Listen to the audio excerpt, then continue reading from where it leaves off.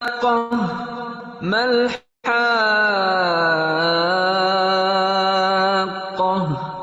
وما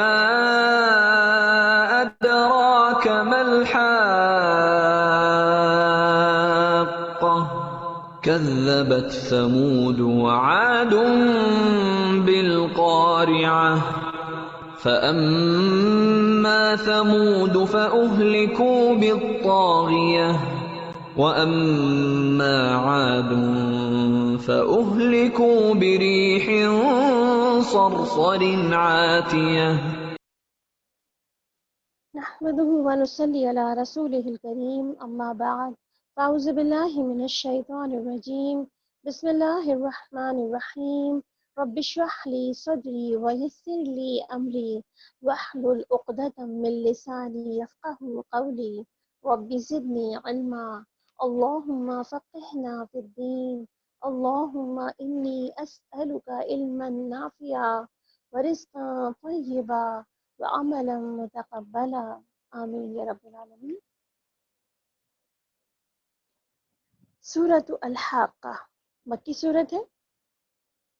الحاقۃ ما الحاقہ وما ادراک ما الحاقہ، حق ہونے والی، کیا ہے وہ حق ہونے والی، اور تم کیا جانو کہ کیا ہے وہ حق ہونے والی۔ اور الحاقہ جو ہے حق ہونے والی کیا چیز ہے؟ قیامت کے ایک ناموں میں سے ایک نام الحاقہ بھی ہے، یعنی کہ یہ حق ہو جائے گی جس دن، قیامت آ جائے گی جس دن۔ سمود اور عاد نے اس اچانک ٹوٹ پڑنے والی آفت کو جھٹلا دیا، یعنی کہ جن قوموں نے رسولوں کو جھٹلایا تھا، انہوں نے صرف رسولوں کو ہی نہیں جھٹلایا تھا بلکہ انہوں نے بہت سارے عقائد کو بھی جھٹلا دیا تھا، جس میں سے ایک عقیدہ آخرت بھی تھا۔ تو سمود ایک سخت حادثے سے ہلاک کر دیے گئے، اور عاد ایک بڑی شدید طوفانی آندھی سے تباہ کر دیے گئے۔ اللہ تعالیٰ ان کو مسلسل 7 راتیں اور 8 دن ان پر مسلط رکھا، یعنی کہ جو ان کے اوپر عذاب آیا وہ کتنا آیا، وہ کب تک آیا؟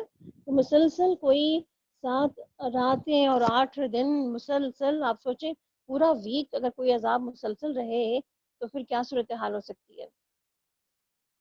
اور اگر تم دیکھتے کہ وہاں وہ اس طرح بے حس و حرکت پڑے ہوئے ہیں جیسے کہ وہ کھجور کے بوسیدہ تنے ہوں، اب کیا ان میں کوئی باقی بچا ہوا نظر آتا ہے؟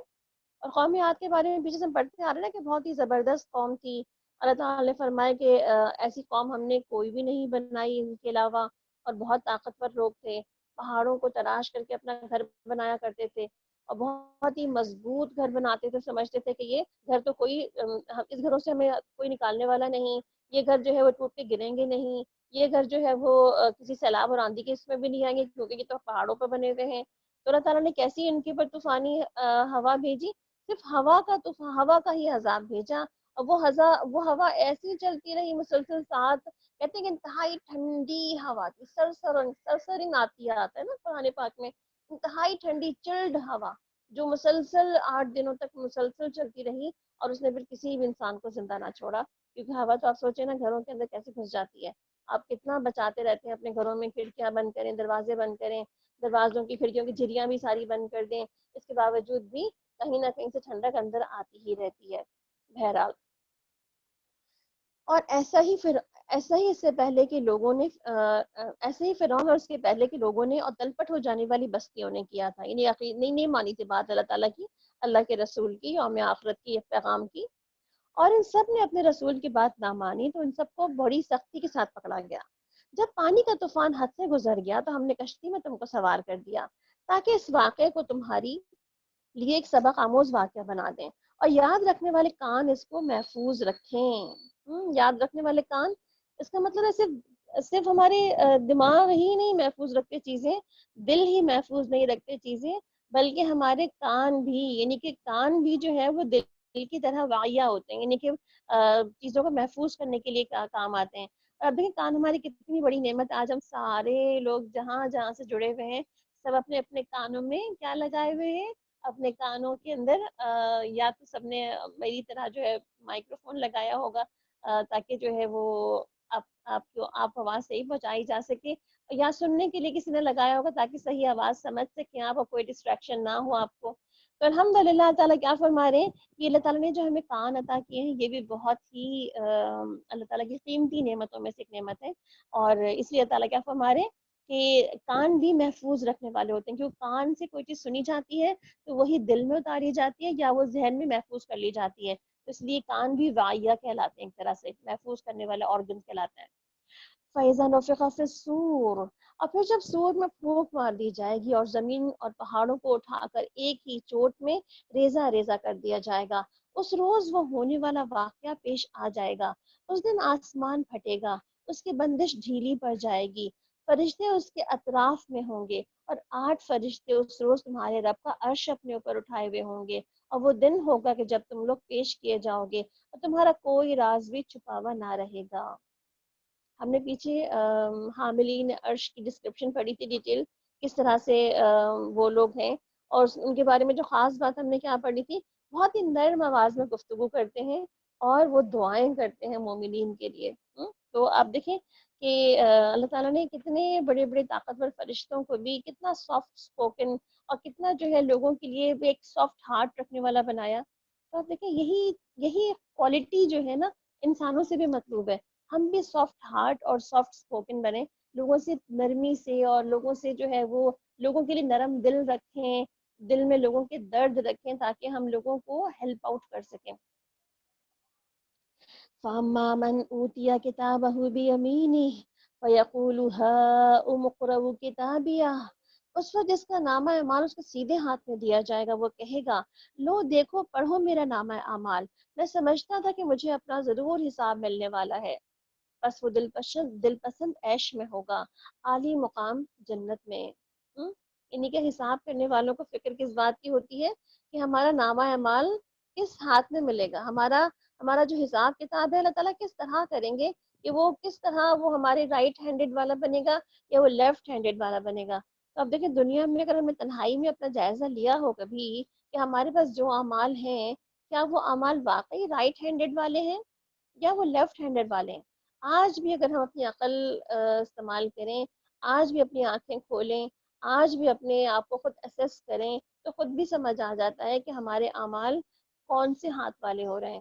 تو جو ہم نے دنیا میں سوچ رکھا ہے، جو دنیا میں ہم اپنے آپ کو اسیس کر رہے ہیں، تو اللہ تعالیٰ بھی ہمیں ویسے ہی اسیس کر کے بتائیں گے کہ ہاں تمہارے اعمال ایسے ہی تھے. تو آج اگر ہم سوچتے ہیں، اسیس کرتے ہیں اپنے آپ کو، تو انشاءاللہ پھر زندگی ہماری آگے کی بہتر ہو سکتی ہے کہ ہم اس کے بعد اپنے آپ کی اصلاح کر سکتے ہیں. تو یہاں پر کیا کہا گیا کہ جس کا ہاتھ میں اس کو سیدھا ہاتھ میں نامہ اعمال ملے گا وہ خوشی خوشی دکھائے گا سب کو، لو پڑھو میری کتاب، پڑھو میرا رزلٹ کارڈ. جیسے بچے نہیں اچھا رزلٹ آتا تو ہر ایک کو آتے جانے والے ہر ایک کو دکھاتے پھرتے ہیں کہ یہ میرا رزلٹ کارڈ دیکھیں، اور سب خوش ہوتے رہتے ہیں اس کا رزلٹ کارڈ دکھا دکھا کے. پیرنٹس بھی دکھاتے رہتے ہیں ہر آنے جانے والوں کو. ان کے لیے کیا ہوگا وہاں پہ جس کے پھلوں کے گچھے جھکے پڑ رہے ہوں گے، یعنی ایسے پھل ہوں گے وہاں پر جن کے گچھے جھکے جھکے زمین تک نیچے نیچے آ رہے ہوں گے، ہاتھوں کی رینج تک، کہ آپ آرام سے توڑیں اور کھائیں اور مزے سے. کہا جائے گا مزے سے کھاؤ پیو ان اعمال کے بدلے جو تم نے گزرے ہوئے دنوں میں کیے تھے. یعنی کہ جو دنیا میں تم نے تھوڑی سی مشکلات برداشت کی تھیں، وہاں پر تم نے جو ہے وہ اچھے اچھے کام کر کے آئے تھے، اس کے بدلے میں تمہیں یہ سب کچھ مل رہا ہے. آپ دیکھیں نا، یہی تو علامہ اقبال بھی کہہ گئے نا کہ عمل سے زندگی بنتی ہے، علم سے زندگی نہیں بنتی. انہوں نے کہا عمل سے زندگی بنتی ہے، جنت بھی ہے اور جہنم بھی ہے نا. یہ خاکی اپنی فطرت میں نہ نوری ہے نہ ناری، نہ ہم نور ہے نہ نار ہے، ہم تو انسان ہیں، خاک سے بنا ہوا انسان. تو خاکی والا جو انسان ہے نا، اس خاکی انسان کو تو اعمال کے لیے محنت کرنی پڑتی ہے، اپنی اپنی کوششیں اور ٹھوس لگانی پڑتی ہیں، اپنے سارے فیکلٹی جتنی بھی اللہ تعالیٰ نے ہمیں دے رکھی ہے، دیکھنے کی، سننے کی، بولنے کی، ہارٹ کا جو ہے انٹیلیجنس کی، اپنے مائنڈ کی جو ہے وہ اپنی پوری پاورفل پروٹیکشن کی، یہ ساری فیکلٹیز جو اللہ تعالیٰ نے ہمیں دے رکھی ہیں، جس کو جو ہماری پوری باڈی کو آرگنائز کرتی ہیں، یہ ساری فیکلٹی ہمیں کس کام میں لگانی ہے، اللہ تعالیٰ کی کس اطاعت میں لگانی ہے، اللہ تعالیٰ کی کس اس کو راضی اور خوشی کرنے کے لیے لگانی ہے. اور اگر اس کو ناراض کرنے کے لیے لگائیں گے تو اس کے لیے اس کا بالکل برعکس بھی انجام ہوگا.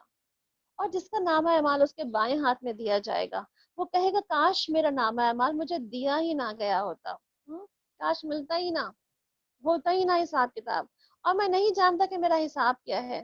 یعنی کہ دنیا میں بھی میں نے حساب کتاب کبھی کیا ہی نہیں اپنا، کبھی سوچا ہی نہیں اس بارے میں کہ حساب ہوتا بھی کیا ہے.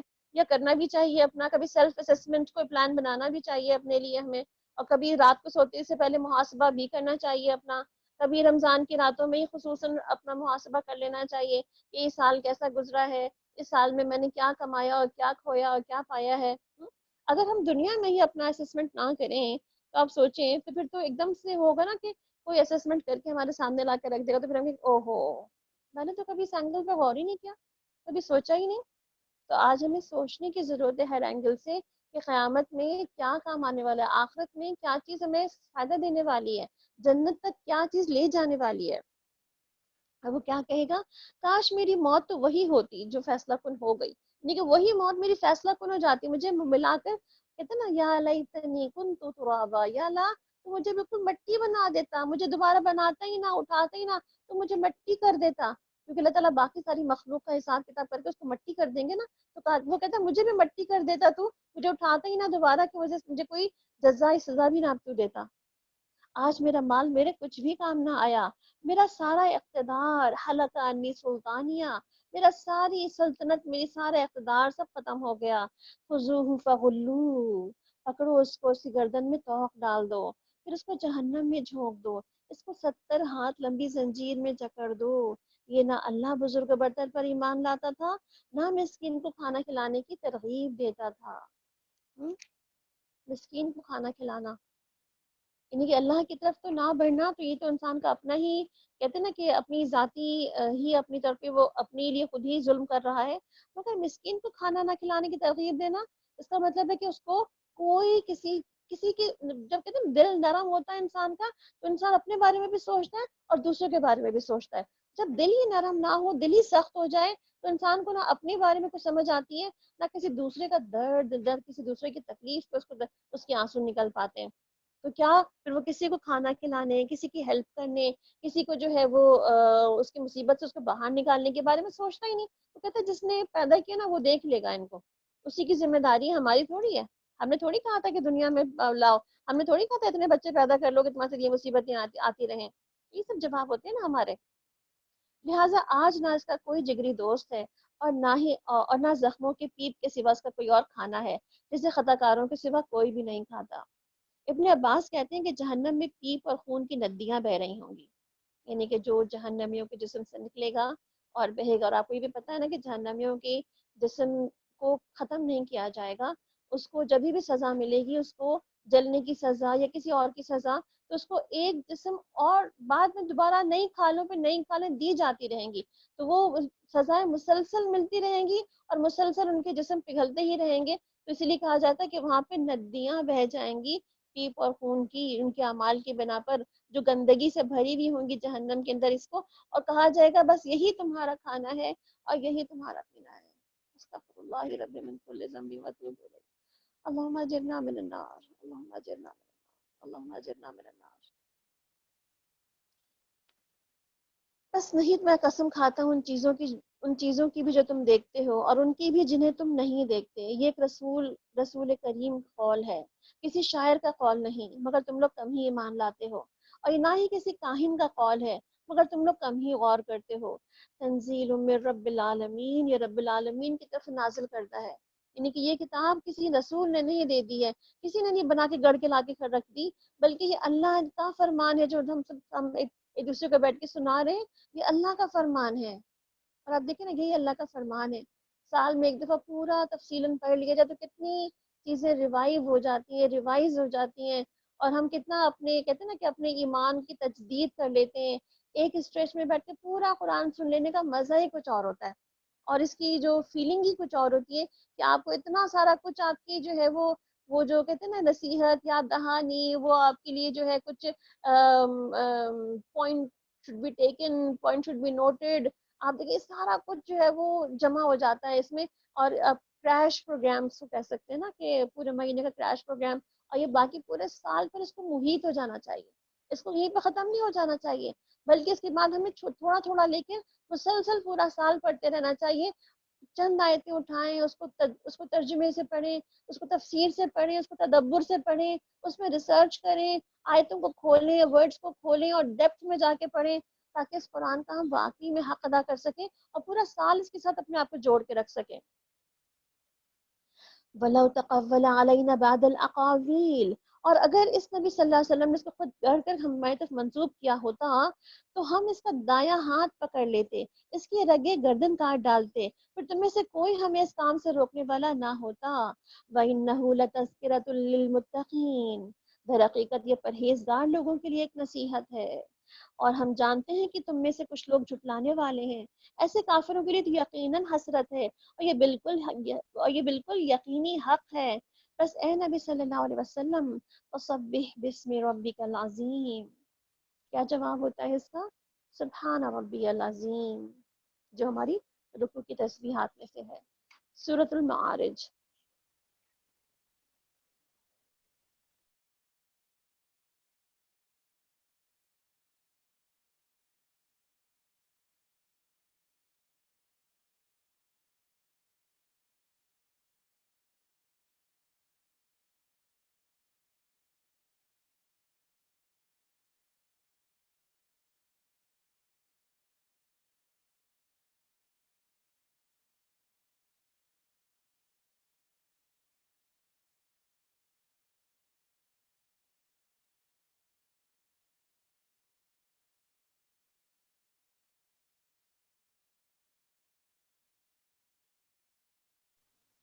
بسم اللہ الرحمن الرحیم۔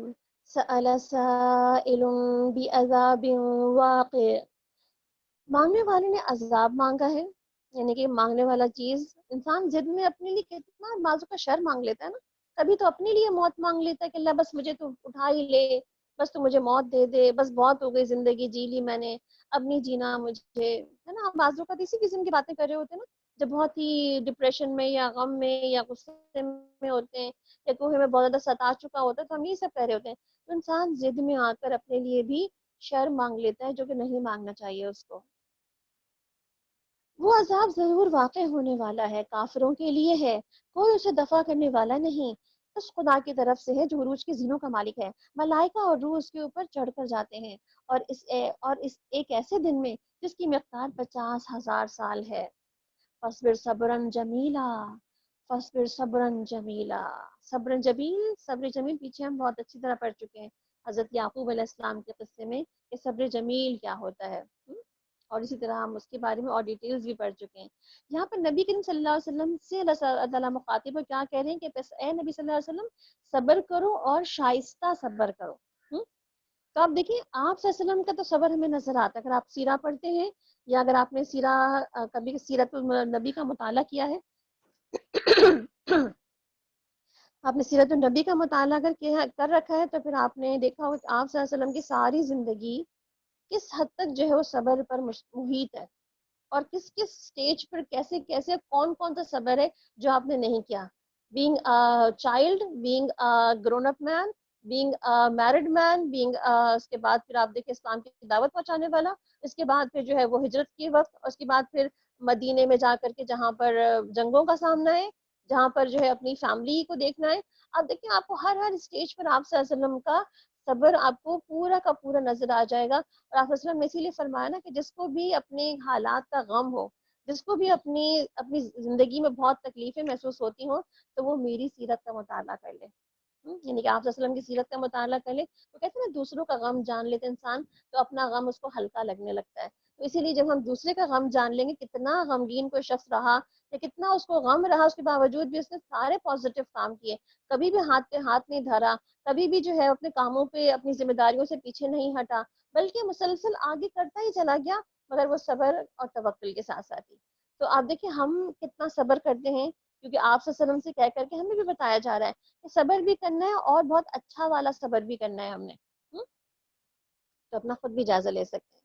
انہم یرونہ بعیدا، اور یہ لوگ اس کو دور سمجھتے ہیں، کس کو؟ قیامت کو بہت دور سمجھتے ہیں، اور ہم اسے قریب ہی دیکھ رہے ہیں، جس روز آسمان پگھلی ہوئی چاندی کی طرح ہو جائے گا اور پہاڑ رنگ برنگے دھنکے ہوئے اون کی طرح ہو جائیں گے اور کوئی جگری دوست اپنے جگری دوست کو نہ پوچھے گا، حالانکہ وہ ایک دوسرے کو دکھائے جائیں گے۔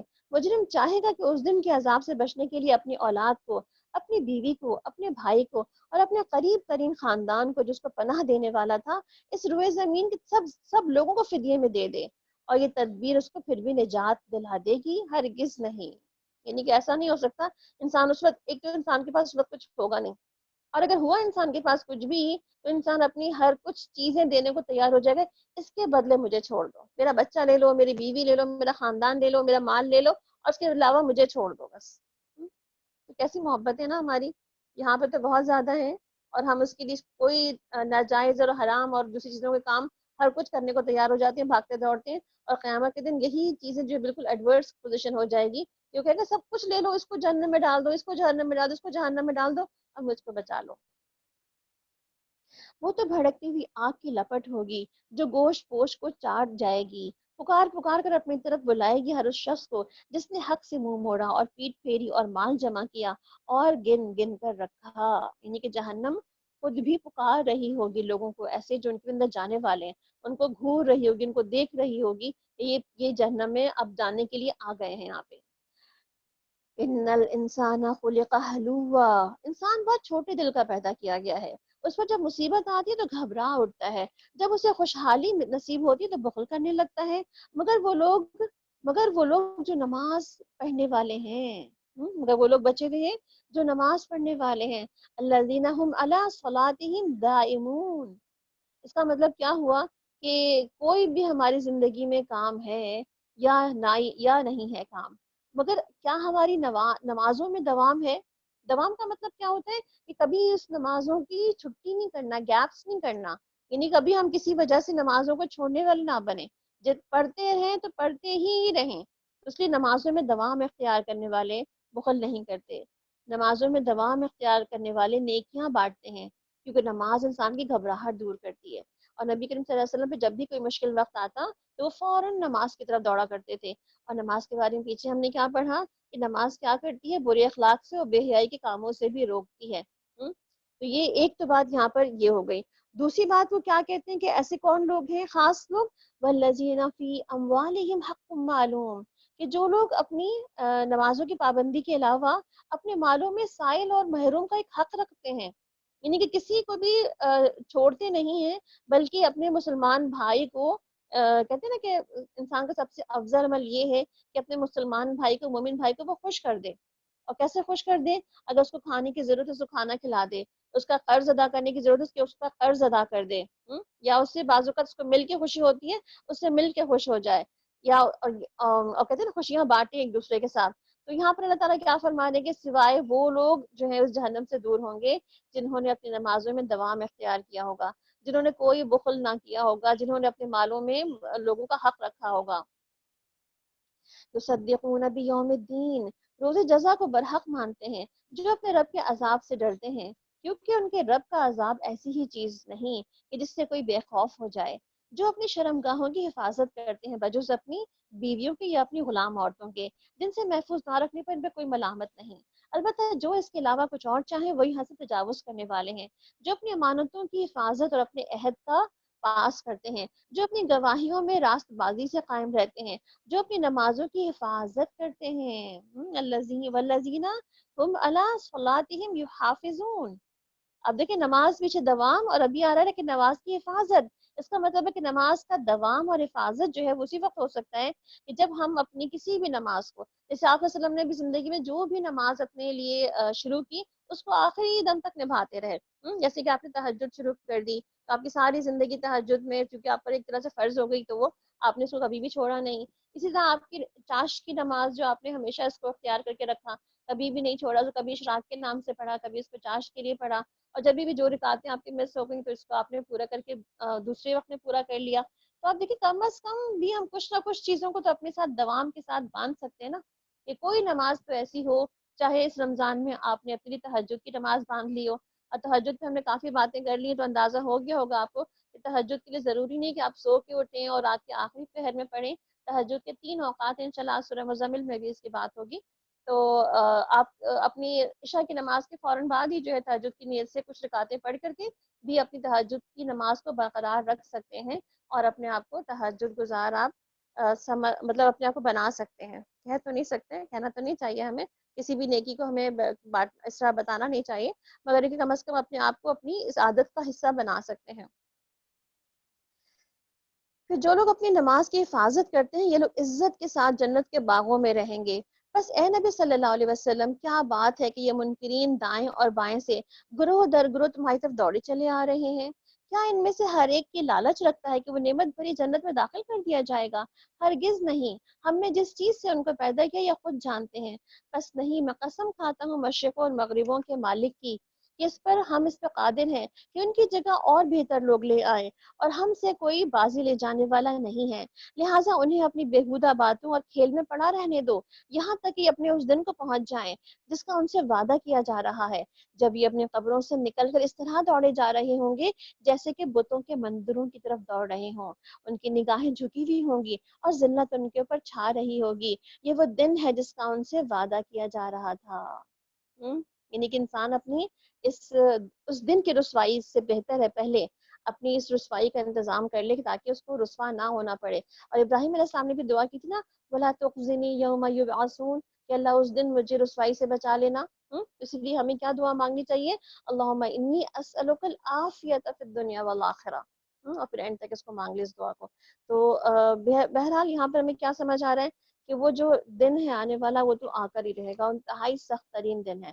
اس سخت ترین دن کو ریئلائز کریں، ویژولائز کریں، اور اس کے لیے آج ہی تیاری کریں، ورنہ پھر کل تیاری کا موقع نہیں ہے۔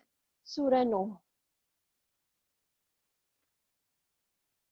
بسم اللہ الرحمن الرحیم انا ارسلنا نوحا الى قومه ان انذر قومك من قبل ان يأتيهم عذاب أليم قال يا قوم إني لكم نذير مبين أن اعبدوا الله واتقوه وأطيعون يغفر لكم من ذنوبكم ويؤخركم إلى أجل مسمى إن أجل الله إذا جاء لا يؤخر لو كنتم تعلمون بسم اللہ الرحمن الرحیم انا ارسلنا نوحا الی قومہ، ہم نے نوح علیہ السلام کو اس کی قوم کی طرف بھیجا اس ہدایت کے ساتھ کہ اپنی قوم کے لوگوں کو خبردار کر دو قبل اس کے کہ ان کے اوپر ایک دردناک عذاب آ جائے۔ اس نے کہا کہ اے میری قوم کے لوگوں، میں تمہارے لیے ایک صاف صاف خبردار کر دینے والا پیغمبر ہوں، تم کو آگاہ کرتا ہوں کہ اللہ کی بندگی کرو، اس سے ڈرو اور میری اطاعت کرو۔ اللہ تمہارے گناہوں سے درگزر فرمائے گا اور تمہیں ایک وقت مقرر تک باقی رکھے گا۔ یعنی کہ 3 باتیں مان لو۔ کیا باتیں مان لو؟ ایک تو میں اللہ کا بندہ ہوں، دوسرا اس کا تقوی اختیار کرو، اور تیسرا میری اطاعت کرو۔ 3 کرنے کے کام ہے جو موسٹلی تمام انبیاء نے آنے کے بعد یہی بتائے کہ یہ 3 کام کر لو گے تو پھر بخشش مل جائے گی، استغفار ہو جائے گا، آگے کے راستے ہموار ہو جائیں گے۔ حقیقت یہ ہے کہ اللہ کا مقرر کیا ہوا وقت جب آ جاتا ہے تو پھر ٹالا نہیں جاتا۔ کاش کہ تمہیں اس کا علم ہو۔ اس نے عرض کیا، اے میرے رب، میں نے اپنی قوم کے لوگوں کو شب و روز پکارا۔ قال ربی انی دعوت قومی لیلا ونہارا، لیلا ونہارا، یعنی کہ اتنا پکارا کہ دن اور رات، یعنی کہ کوئی بھی وقت دعوت و تبلیغ کا میں نے چھوڑا نہیں، کسی بھی ٹائم کا میں نے ویسٹ نہیں کیا، بلکہ دن رات پکارنے والے تھے، دن رات بلانے والے تھے لوگوں کو۔ اور آپ دیکھیں اتنی محنت جتنی نوح علیہ السلام نے اپنی قوم سے کی، اتنی محنت تو شاید ہم لوگ بھی نہیں کر رہے ہوتے اب کہ دن رات لوگوں کو پکارے۔ ہم تو ایک ہی دفعہ پکارنے کے بعد لوگوں سے رسپانس اچھا نہیں ملتا تو ہم کہتے ہیں بس چھوڑو، ان کو کیا بلانا، یہ تو آتے ہی نہیں ہے دین کی طرف، ان کو تو آئندہ ہم بلائیں گے ہی نہیں۔ جبکہ انہوں نے کیا کیا؟ مسلسل پکارتے رہے، ابھی بھی کبھی تھکے نہیں کہ جی ہمت نہیں ہاری کہ بس یہ لوگ سن نہیں رہے تو بس میں چھوڑ دوں پکارنا۔ کوشش کرتے رہے، تمام میتھڈالوجیز، اسٹریٹجیز یوز کرتے رہے، اچھا ایسے پکاروں، ایسے جواب دوں، ایسے بلاؤں تو دین کی طرف آ جائیں گے۔ یعنی کہ تمام ٹولز اینڈ ٹیکنیکس انہوں نے ہر طرح کی چیزیں یوز کر لیں، مگر اس کے باوجود بھی جب ان کی قوم نے نہیں مانا، جب ان کی قوم نے مسلسل انکار کیا تو کیا ہوا؟ تبھی ان کا آخری وقت آ گیا۔ مگر میری پکار نے ان کی فرار میں اور اضافہ ہی کیا، اور جب بھی میں ان کو بلاتا کہ تم انہیں معاف کر دو، یعنی کہ اللہ تعالیٰ سے، تو انہوں نے کانوں میں انگلیاں ٹھوس لیں اور اپنے کپڑوں سے منہ کو ڈھانک لیا اور اپنی روش پر ہی اڑے رہ گئے اور بڑا تکبر کیا۔ پھر میں نے ان کو ہاں کے پکارے دعوت دی، پھر میں نے ان کو اعلانیہ بھی تبلیغ کی اور چپکے چپکے بھی سمجھایا. آپ دیکھ لیں سارے طریقے. اور میں نے کہا کہ اپنے رب سے معافی مانگو. فقلت استغفروا ربکم انہ کان غفارا یرسل السماء علیکم مدرارا ویمددکم باموال وبنین ویجعل لکم جنات ویجعل لکم انہارا. میں نے کہا کہ اپنے رب سے معافی مانگ لو، بے شک وہ بڑا معاف کرنے والا ہے. تم پر آسمان سے خوب بارشیں برسائے گا، تمہیں مال اور اولاد سے نوازے گا، تمہارے لیے باغ پیدا کر دے گا، تمہارے لیے نہریں جاری کر دے گا. اور تمہیں کیا ہو گیا ہے؟ تم اللہ کے لیے کسی وقار کی توقع نہیں رکھتے؟ ہم؟ یہاں پر استغفار کے فائدے پتہ چلتے ہیں ہمیں کہ استغفار سے کیا کچھ ہو سکتا ہے. آسمان سے بارش برس سکتی ہے، مالوں میں اضافہ ہو سکتا ہے، بیٹے مل سکتے ہیں، اور اللہ تعالیٰ نہریں بہا سکتے ہیں. یعنی کیا چیز ہے؟ یعنی کہ 4 چیزیں آپ دیکھیں اس پورے استغفار میں کور کر دی گئی ہیں اللہ تعالیٰ نے. اور یہ تو ہے جو کہتے ہیں نا کہ پوری زندگی ہماری انہی سب کے پیچھے تو گھوم رہی ہے. تو استغفار کے فائدے پتہ چلتے ہیں. تو اس کا مطلب کیا ہے کہ آپ صلی اللہ علیہ وسلم نے کیا فرمایا؟ استغفار کو لازم کر لو. اور آپ صلی اللہ علیہ وسلم بھی دن میں 70 سے 100 دفعہ استغفار کرتے تھے. اس کا مطلب ہے کہ آپ کی اپنی جو آئندہ آنے والی پلاننگ ہے اب باقی دنوں میں بھی، اور خصوصاً آپ کی خصوصی راتوں میں بھی، تو آپ نے کیا کرنا ہے؟ استغفار کو باقاعدہ پلان کرنا ہے. استغفار کی ایک تسبیح نہیں، کافی ساری تسبیحات ہیں. جیسے ہم نے کارڈ بھی شیئر کیا ہوا ہے آپ سے، اور ایاک نستعین میں بھی استغفار کی کافی ساری دعائیں اور تسبیحات لکھی ہوئی ہیں. تو آپ اس کو پلان کر لیں کہ آپ نے کتنی تسبیحات کتنی دفعہ اس کو پڑھنی ہے، اللہ تعالیٰ سے کتنی دفعہ آپ نے بخشش مانگنی ہے اپنے لیے، اور کتنے دل سے اور کتنی امیدوں سے اور کتنے اللہ تعالیٰ سے بالکل خالص نیت کر کے مانگنی ہے کہ اللہ تعالیٰ بس تو معاف کر دے. اس کے بعد آئندہ میں نے کبھی یہ سب کچھ نہیں کرنا، جو غلطیاں ہو گئی ہیں وہ دہرانی نہیں ہے انشاءاللہ. وَقَدْ خَلَقَكُمْ أَطْوَارًا، حالانکہ اس نے طرح طرح سے تمہیں بنایا ہے. کیا تم دیکھتے نہیں ہو کہ اللہ نے کس طرح 7 آسمان تہ بتہ بنا دیے، ان میں چاند کو نور اور سورج کو روشن بنایا، اور اس اللہ نے تم کو زمین پہ عجیب طرح سے اگا دیا. یعنی انسان بھی زمین سے عجیب طرح سے اگ گیا ہے. کس طرح سے؟ اب دیکھیں زمین سے تمام اگنے والی مخلوقات، جو بھی معدنیات ہے، جو بھی نباتات ہے، وہ سب انسان کھا رہا ہوتا ہے. اور اسی طرح سے دوبارہ جب انسان زمین میں چلا جائے گا تو اللہ تعالیٰ اسی زمین کو دوبارہ ایک نباتات کی طرح ہی اٹھا کھڑا کریں گے. پھر وہ تمہیں اسی زمین میں واپس لے جائے گا اور اس سے تم کو نکال کھڑا کرے گا. اللہ نے زمین کو تمہارے لیے فرش کی طرح بچھا دیا اور تم اس کے اندر کھلے راستوں پہ چلو. اور نوح علیہ السلام نے کہا کہ اے میرے رب، نوح نے میری بات رد کر دی، اور ان کے جو بڑوں نے ان کے بڑوں کی پیروی کی، جو مال اور اولاد کو پا کر زیادہ نامراد ہو گئے ہیں، اور انہوں نے بڑا بھاری مکر کا جال پھیلا رکھا ہے. یعنی کہ جب لوگوں کے پاس مال زیادہ ہو جائے تو کوئی کسی کی بات پہ نا کان دھر نہیں رہا ہوتا. یہ کہا، وہ کیا کہہ رہے ہیں کہ تم نے اتنا نوازا ہے میرے اپوننٹ لوگوں کو، اتنا کچھ تم نے دے رکھا ہے ان کے رئیسوں کو، مالداروں کو، کہ وہ سب کچھ پانے کے بعد تو اور زیادہ نامراد ہو گئے. یعنی کہ ان کو لگتا ہے اب ہماری کوئی مراد ہی نہیں جس کے لیے ہم دعائیں مانگے، جس کے لیے ہم بخشش مانگے، جس کے لیے ہم اللہ کی طرف جائیں. انہوں نے کہا کہ ہرگز نہ چھوڑو اپنے معبودوں کو، اور نہ چھوڑو ود کو، سوا کو، یغوث کو، اور نہ یعوق اور نصر کو. اور یہ سارے 5 جو ہیں ان کے قوم کے وہ بت تھے جن کی پرستش کیا کرتے تھے. انہوں نے بہت لوگوں کو گمراہ کیا ہے. وَلَا تَزِدِ الظَّالِمِينَ إِلَّا ضَلَالًا، اور تو بھی ان ظالموں کو گمراہی کے سوا کسی چیز میں ترقی نہ دینا. اپنی خطاؤں کی بنا پر ہی وہ غرق کیے گئے اور آگ میں جھونک دیے گئے، اور انہوں نے اپنے لیے اللہ سے بچانے والا کوئی مددگار نہ پایا. اور نوح علیہ السلام نے کہا کہ میرے رب، ان کافروں میں سے کوئی زمین پر بسنے والا نہ چھوڑ. اگر تو نے ان کو چھوڑ دیا تو تیرے بندوں کو گمراہ کریں گے، اور ان کی نسل سے جو بھی پیدا ہوگا بدکار اور سخت کافر ہی ہوگا. اے میرے رب اغفر لی ولوالدی ولمن دخل بیتی مؤمنا وللمؤمنین والمؤمنات ولا تزد الظالمین الا تبارا. اور اے میرے رب، مجھے اور میرے والدین کو اور ہر اس شخص کو جو میرے گھر میں مومن کی حیثیت سے داخل ہوا ہو، سب مومن مردوں اور مومن عورتوں کو معاف فرما دے، اور ظالموں کے لیے ہلاکت کے سوا کسی چیز میں اضافہ نہ کر. سورہ الجن. بسم اللہ الرحمن الرحیم. قل اوحی الی انہ استمع نفر من الجن فقالوا انا سمعنا قرآنا عجبا يهدي إلى الرشد فآمنا به ولن نشرك بربنا أحدا وأنه تعالى جد ربنا ما اتخذ صاحبة ولا ولدا وأنه كان يقول سفيهنا على الله شططا. بسم اللہ الرحمن الرحیم. قل اوحی الی انہ استمع نفر من الجن فقالوا انا سمعنا قرآنا عجبا. شروع اللہ کے نام سے جو بے انتہا مہربان نہایت رحم فرمانے والا ہے. اے نبی صلی اللہ علیہ وسلم کہو کہ میری طرف وحی بھیجی گئی ہے کہ جنوں کے ایک گروہ نے غور سے سنا ہے پھر اپنی قوم سے جا کر کے کہا. کیا سنا ہے جنوں کے گروہ نے؟ قرآن عجبا سنا ہے، عجیب قرآن سنا ہے.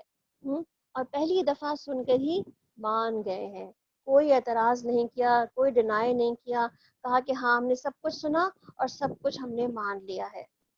اور کہتے ہیں کیا کہ ہم نے ایک عجیب قرآن سنا ہے جو راہ راست کی طرف رہنمائی کرتا ہے اور اس لیے ہم اس پر ایمان لے آئے ہیں اور اب ہم ہرگز اپنے رب کے ساتھ کسی کو شریک نہیں کریں گے. یعنی کہ توحید کا پیغام سننے کے بعد پہلی ہی دفعہ میں ہی بات سمجھ آ گئی ان کو.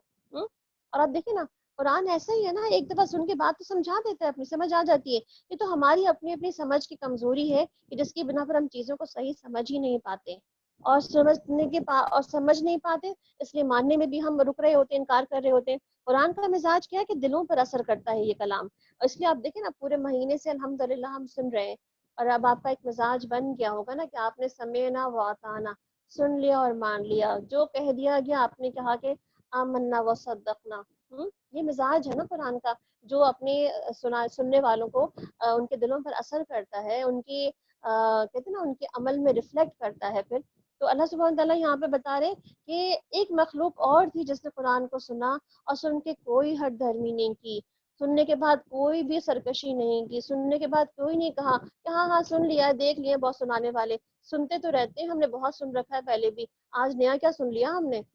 بلکہ انہوں نے کیا کہا، ہم نے سنا ہے بہت اچھا کلام سنا، اور اس کے بعد وہ جو فوراً ہی آپ دیکھیں کتنا زبردست ان کا انالیسس ہے کہ فوراً طور پر انہیں سمجھ آ گئی کہ یہ قرآن جو سنایا جا رہا ہے یہ بالکل صحیح ہے، سیدھے راستے کی طرف جا رہا ہے. اور کیا سمجھ کے انہوں نے فوراً نقطہ نکال لیا، یہ تو شرک توحید کا پیغام دیتا ہے، شرک سے ہٹا رہا ہے. اس کا مطلب کیا ہے، قرآن کا بھی بیسک پیغام یہی ہے کہ لوگوں کو شرک سے ہٹا کر توحید خالص کی طرف لے آیا جائے. اور یہ کہ ہمارے رب کی شان بہت اعلیٰ اور عرفہ ہے، اس نے کسی کو بیوی یا بیٹا نہیں بنایا. ہمارے نادان لوگ اللہ کے بارے میں بہت خلاف حق باتیں کہتے رہتے ہیں اور ہم نے یہ سمجھا تھا کہ انسان اور جن کبھی خدا کے بارے میں جھوٹ بول ہی نہیں سکتے، اور انسانوں میں سے کچھ لوگ جنوں میں سے بھی کچھ لوگوں کی پناہ مانگا کرتے تھے. اس طرح انہوں نے جنوں کا غرور اور بڑھا دیا. اور پھر انسانوں نے بھی وہی کیا، وہی گمان کی جیسے تمہارا گمان تھا کہ اللہ کسی کو رسول بنا کر نہیں بھیجے گا. اور ہم نے آسمان کو ٹٹولا تو دیکھا کہ وہ پہرے داروں سے پٹا پڑا ہے اور شہابوں کی بارش ہو رہی ہے. اور یہ کہ ہم سنگن لینے والے کے لیے آسمان پر بیٹھنے کی جگہ بنا لیتے تھے. اب چوری چھپے سننے کی کوشش جو بھی کرتا ہے اپنے گھات میں ایک شہاب ثاقب کو لگا ہوا پاتا ہے. یعنی کہ پہلے تو جاتے تھے ہم، مگر جب سے وحی نازل ہونی شروع ہوئی ہے تب سے ہمارا آسمانوں کی طرف جانا بند ہو گیا ہے. جیسے ہی اوپر جانے لگتے ہیں تو ایک شہاب ثاقب ہمارا پیچھا کرتا ہے. یعنی کہ جو تارا ہمیں ٹوٹتا ہوا نظر آتا ہے نا، جس کو جو نیچے گرتا ہوا، تو وہ کہتے ہیں کہ وہ شیطانوں کو ہی مار بھگانے کے لیے استعمال کیا جاتا ہے. اور یہ کہ ہماری سمجھ میں یہ نہیں آتا تھا کہ آیا زمین والوں کے ساتھ کوئی بھلائی کا معاملہ کیا جا رہا ہے یا کوئی برا معاملہ کیا جا رہا ہے. یعنی کہ کیا معاملہ ہو رہا ہے ان کے ساتھ، کوئی سیدھا راستہ دکھایا جا رہا ہے ان کو، یا ان کے ساتھ کوئی برا معاملہ کیا جا رہا ہے جس کی بنا پر بھی ان کی تمام راستے بند کر دیے گئے ہیں. اور ہم میں سے کچھ لوگ صالح بھی ہیں اور کچھ اس سے الگ بھی ہیں، اور ہم مختلف طریقوں میں بٹے ہوئے ہیں. یعنی کہ صرف فرقہ وارث ہمارے یہاں ہی نہیں ہے بلکہ جنوں کے اندر ہی موجود ہیں، اور وہاں پر بھی وہ لوگ جو فرقوں میں ڈیوائیڈ ہیں، مسلکوں میں بھی ڈیوائیڈ ہو سکتے ہیں. اور یہ کہ ہم سمجھتے تھے کہ ہم نہ زمین میں اللہ کو عاجز کر سکتے ہیں، نہ بھاگ کر اس کو ہرا سکتے ہیں. اور یہ کہ جب ہم نے ہدایت کی تعلیم سنی تو ہم اس پر ایمان لے آئے. اب جو بھی اپنے رب پر ایمان لے آئے گا اسے کسی حق تلفی یا ظلم کا خوف نہ ہوگا.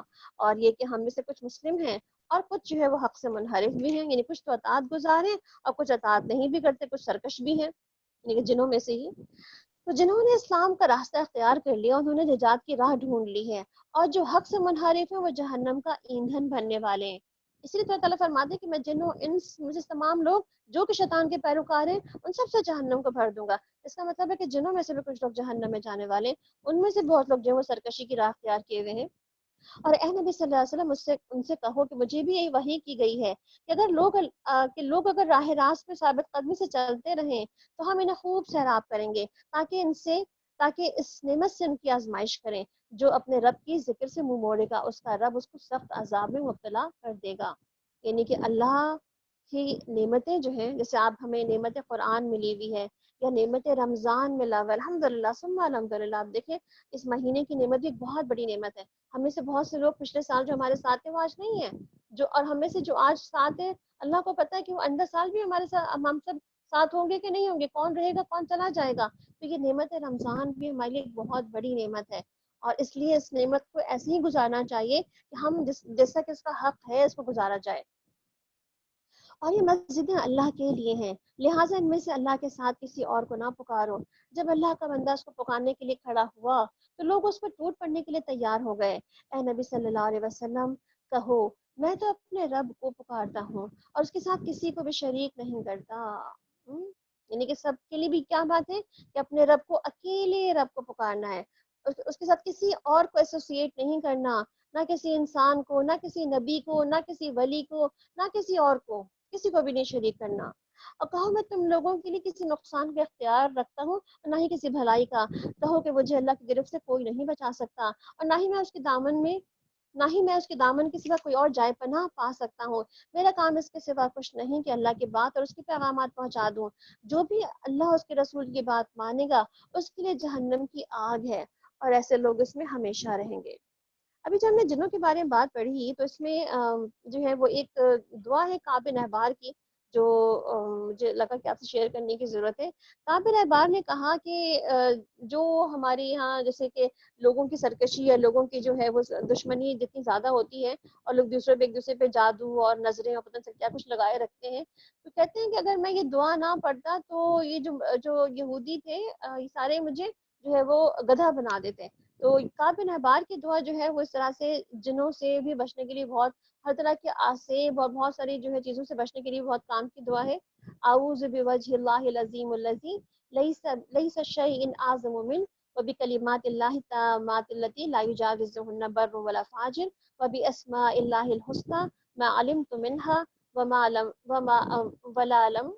لم اعلم ومن شر ما خلق وزرع وبرع۔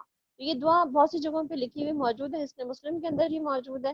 تو یہ دعا بھی بہت اچھی ہے شیطان اور جنوں اور اس قسم کے بہت سے اثرات کی وجہ سے بچنے کے لیے، یا کوئی ایسا ڈر خوف کسی کے اندر ہو ان تمام چیزوں کا تو اس کو بھی پڑھا جا سکتا ہے۔ یا آپ کو لگتا ہو کہ آپ سے بہت زیادہ لوگ جو ہیں وہ دشمنی یا حسد میں بہت آگے نکل گئے، وہ کسی طرح آپ کو تنگ کر کے ستا سکتے ہیں، کچھ بھی کر سکتے ہیں آپ کے خلاف، تو بھی یہ دعا بہت اچھی ہے ان کے لیے اس میں پڑھنے کے لیے۔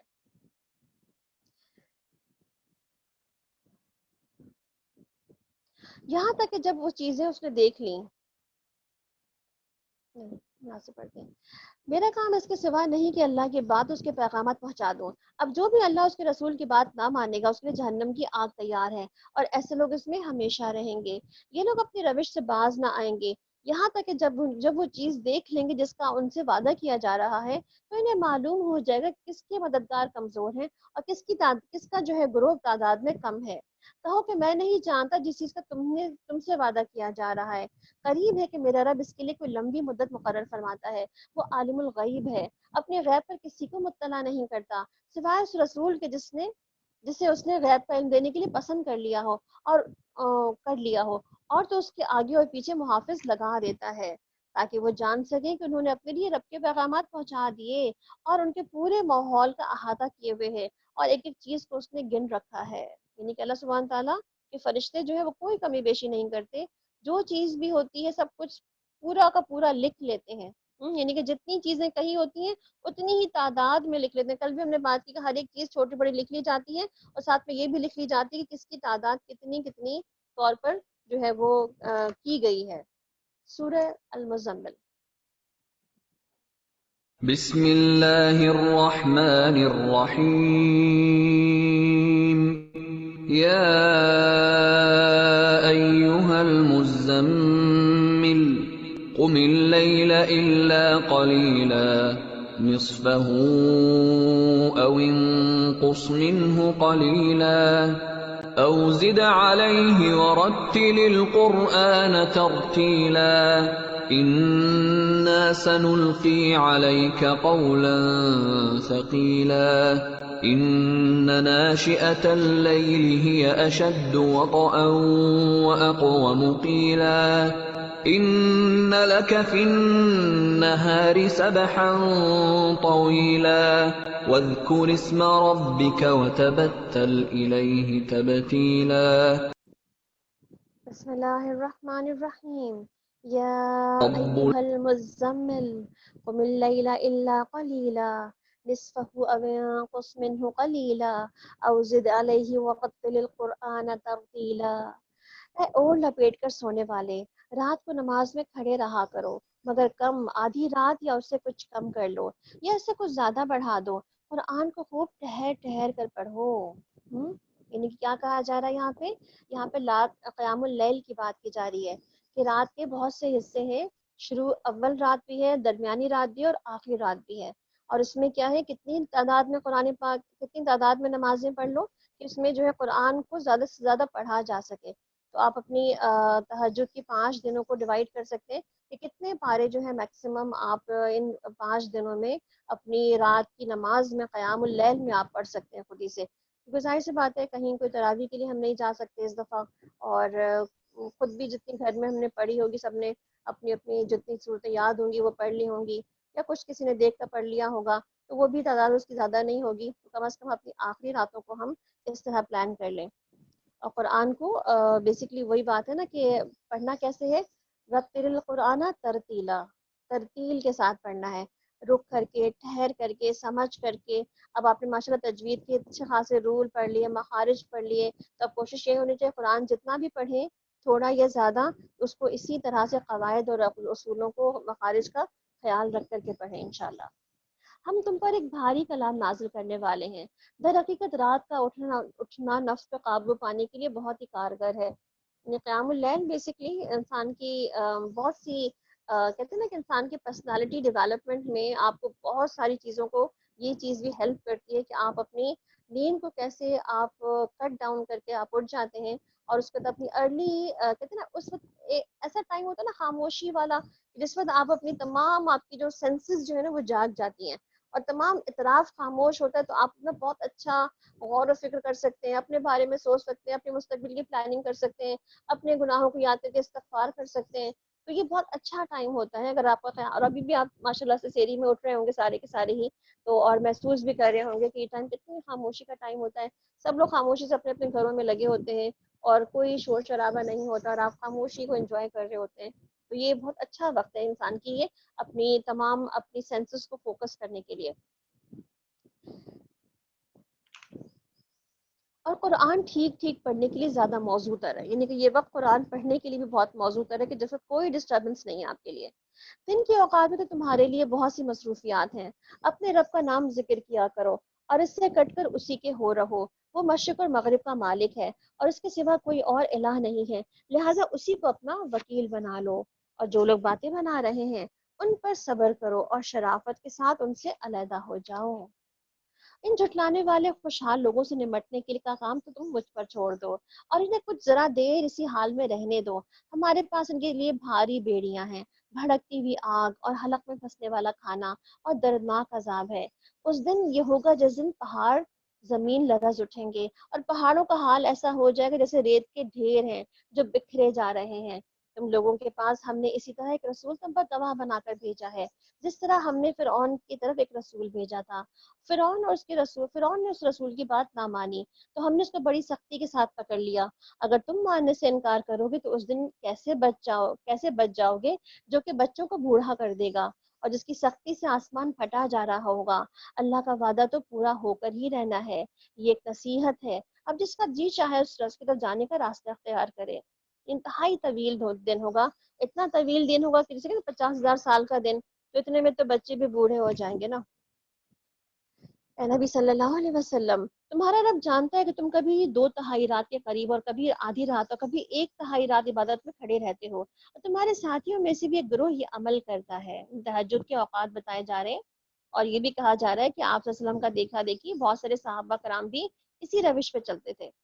اللہ ہی رات اور دن کے اوقات کا حساب رکھتا ہے، اسے معلوم ہے کہ تم لوگ اوقات کا ٹھیک شمار نہیں کر سکتے، لہٰذا اس نے تم پر مہربانی فرمائی کہ جتنا قرآن آسانی کے ساتھ پڑھ سکتے ہو پڑھ لیا کرو۔ اسے معلوم ہے اسے معلوم ہے کہ تم میں سے کچھ مریض ہوں گے، کچھ دوسرے لوگ اللہ کے فضل کی تلاش میں سفر کرتے ہیں، اور کچھ لوگ اللہ کی راہ میں جنگ کرتے ہیں۔ بس جتنا قرآن بآسانی پڑھا جا سکے پڑھ لیا کرو، نماز قائم کرو اور زکوٰۃ ادا کرو، اللہ کو اچھا قرض دیتے رہو۔ جو کچھ بھلائی تم اپنے لیے آگے بھیجو گے اب سے اللہ کے ہاں موجود پاؤ گے، وہی زیادہ بہتر ہے، اس کا اجر بہت بڑا ہے، اور اللہ سے مغفرت مانگتے رہو، بے شک اللہ بڑا غفور الرحیم ہے۔ سورہ المدثر۔ بسم اللہ الرحمن الرحیم یا ایہا المدثر قم فانذر وربک فکبر وثیابک فطہر والرجز فاہجر ولا تمنن تستکثر ولربک فاصبر فإذا نقر في الناقور فذلك يومئذ يوم عسير على الكافرين غير يسير۔ بسم اللہ الرحمن الرحیم۔ یا ایہا المدثر قم فانذر وربک فکبر وثیابک فطہر والرجز فاہجر۔ شروع اللہ کے نام سے جو بے انتہا مہربان نہایت رحم فرمانے والا ہے۔ اے اوڑھ لپیٹ کر لیٹنے والے، اٹھو اور خبردار کرو، اپنے رب کی بڑائی کا اعلان کرو، اپنے کپڑے پاک رکھو، گندگی سے دور رہو، اور احسان نہ کرو زیادہ حاصل کرنے کے لیے، اور اپنے رب کی خاطر صبر کرو۔ یہاں پر نبی کریم صلی اللہ علیہ وسلم کے لیے جو سورت نازل ہوئی، سورہ مدثر، ابتدائی نزول کی صورتوں میں سے ایک ہے، اور کہا جاتا ہے کہ شاید یہ دوسری صورت ہے، جس کے الفاظ جو ہے وہ وحی کی صورت میں نازل ہوئے سورہ اقرا، سورہ القلم کے بعد، یعنی کہ کون سی صورت ہے، چلیں آگے آ جائے گی انشاءاللہ۔ اقرا بسم ربک الذی خلق، یعنی کہ سورہ اس کے بعد جو ہے وہ دوسری صورت نازل ہوئی۔ تو کہتے ہیں کہ ابتدائی نازل ہونے والی صورتوں میں مکی صورت ہے، اور اسی لیے اس میں بہت سارے کام جو بتائے جا رہے ہیں آپ صلی اللہ علیہ وسلم کو، وہ دائی کے کام ہے۔ کہ دائی کا کام کیا ہونا چاہیے بیسکلی، کہ اپنے رب کی بڑائی کا اعلان کر دے، کیا کرے، اللہ اکبر کبیرہ، یعنی کہ جو خود بھی تکبیر بیان کرتا ہے وہی بڑائی کا بیان آگے بھی کر سکتا ہے ساتھ میں۔ خود کے دل کے اندر عظمت ہوگی تو اللہ کی عظمت بھی وہ ڈال پائے گا۔ اور پھر طہارت کا اہتمام کرنا، اخلاق اور کردار میں بہترین معاملات کا اختیار کرنا، پھر عبادات کے لیے اپنے آپ کو تیار رکھنا، پھر احسان نہ جتانا کرنے کے بعد، کیونکہ سارے اعمال کو پھر وہ ضائع کر دے گا۔ ابن عمر کہتے ہیں کہ نبی کریم صلی اللہ علیہ وسلم ہم سب نماز پڑھ رہے تھے کہ ایک شخص نے جماعت میں کہا اللہ اکبر کبیرہ والحمد للہ کثیرہ وسبحان اللہ بکرۃ واصیلا۔ تو آپ صلی اللہ علیہ وسلم نے نماز کے بعد فرمایا کہ کس نے یہ الفاظ کہے ہیں؟ تو شخص نے ڈرتے ڈرتے کہا کہ میں نے کہے تھے یہ الفاظ۔ تو آپ نے فرمایا کہ اس کے لیے آسمان کا دروازہ کھلا ہے، اور اس کے لیے 30 فرشتے زمین پہ اترے ہیں، اور اس کو اٹھانے کے لیے ان الفاظوں کو، اور اس میں سے سب سبقت کر رہے تھے کون سب سے پہلے ان الفاظوں کو اٹھائے گا۔ تو آپ دیکھیں، کہتے ہیں کہ یہ الفاظ ایسے تھے، ابن عمر نے کہا کہ میں نے اپنی زندگی میں پھر اس الفاظوں کو ترک نہیں کیا۔ اور آپ دیکھیں کہ یہ ہم کب پڑھ سکتے ہیں، یہ ہم اپنی جو رکوع کے بعد کی تسبیحات اس میں ہم پڑھ سکتے ہیں، جیسے سمی اللہ لمن حمدہ ربنا ولک الحمد حمدا کثیرا طیبا مبارکا فی، سب جو پڑھتے ہیں ہم ساتھ میں ہم یہ بھی کہہ سکتے ہیں اللہ اکبر کبیرہ والحمد للہ کثیرا وسبحان اللہ بکرۃ واصیلا۔ تو اپنی تسبیحات میں ہم یہ ٹارگٹ بھی رکھ سکتے ہیں اپنے آخری دنوں کی نمازوں کے لیے، کہ اپنی نمازوں کی 2 رکعتیں بھی اگر میری ہوں تو انشاءاللہ کوشش کیا ہو ہم سب کی کہ اس کا رکوع بہترین ہو، اس کا قیام بہترین ہو، اس کے سجدے بہترین ہو، کوئی نئی نئی دعائیں سیکھ کر کے یاد کر کے رکھیں تاکہ پھر اس میں ہم پڑھ سکیں اس کو۔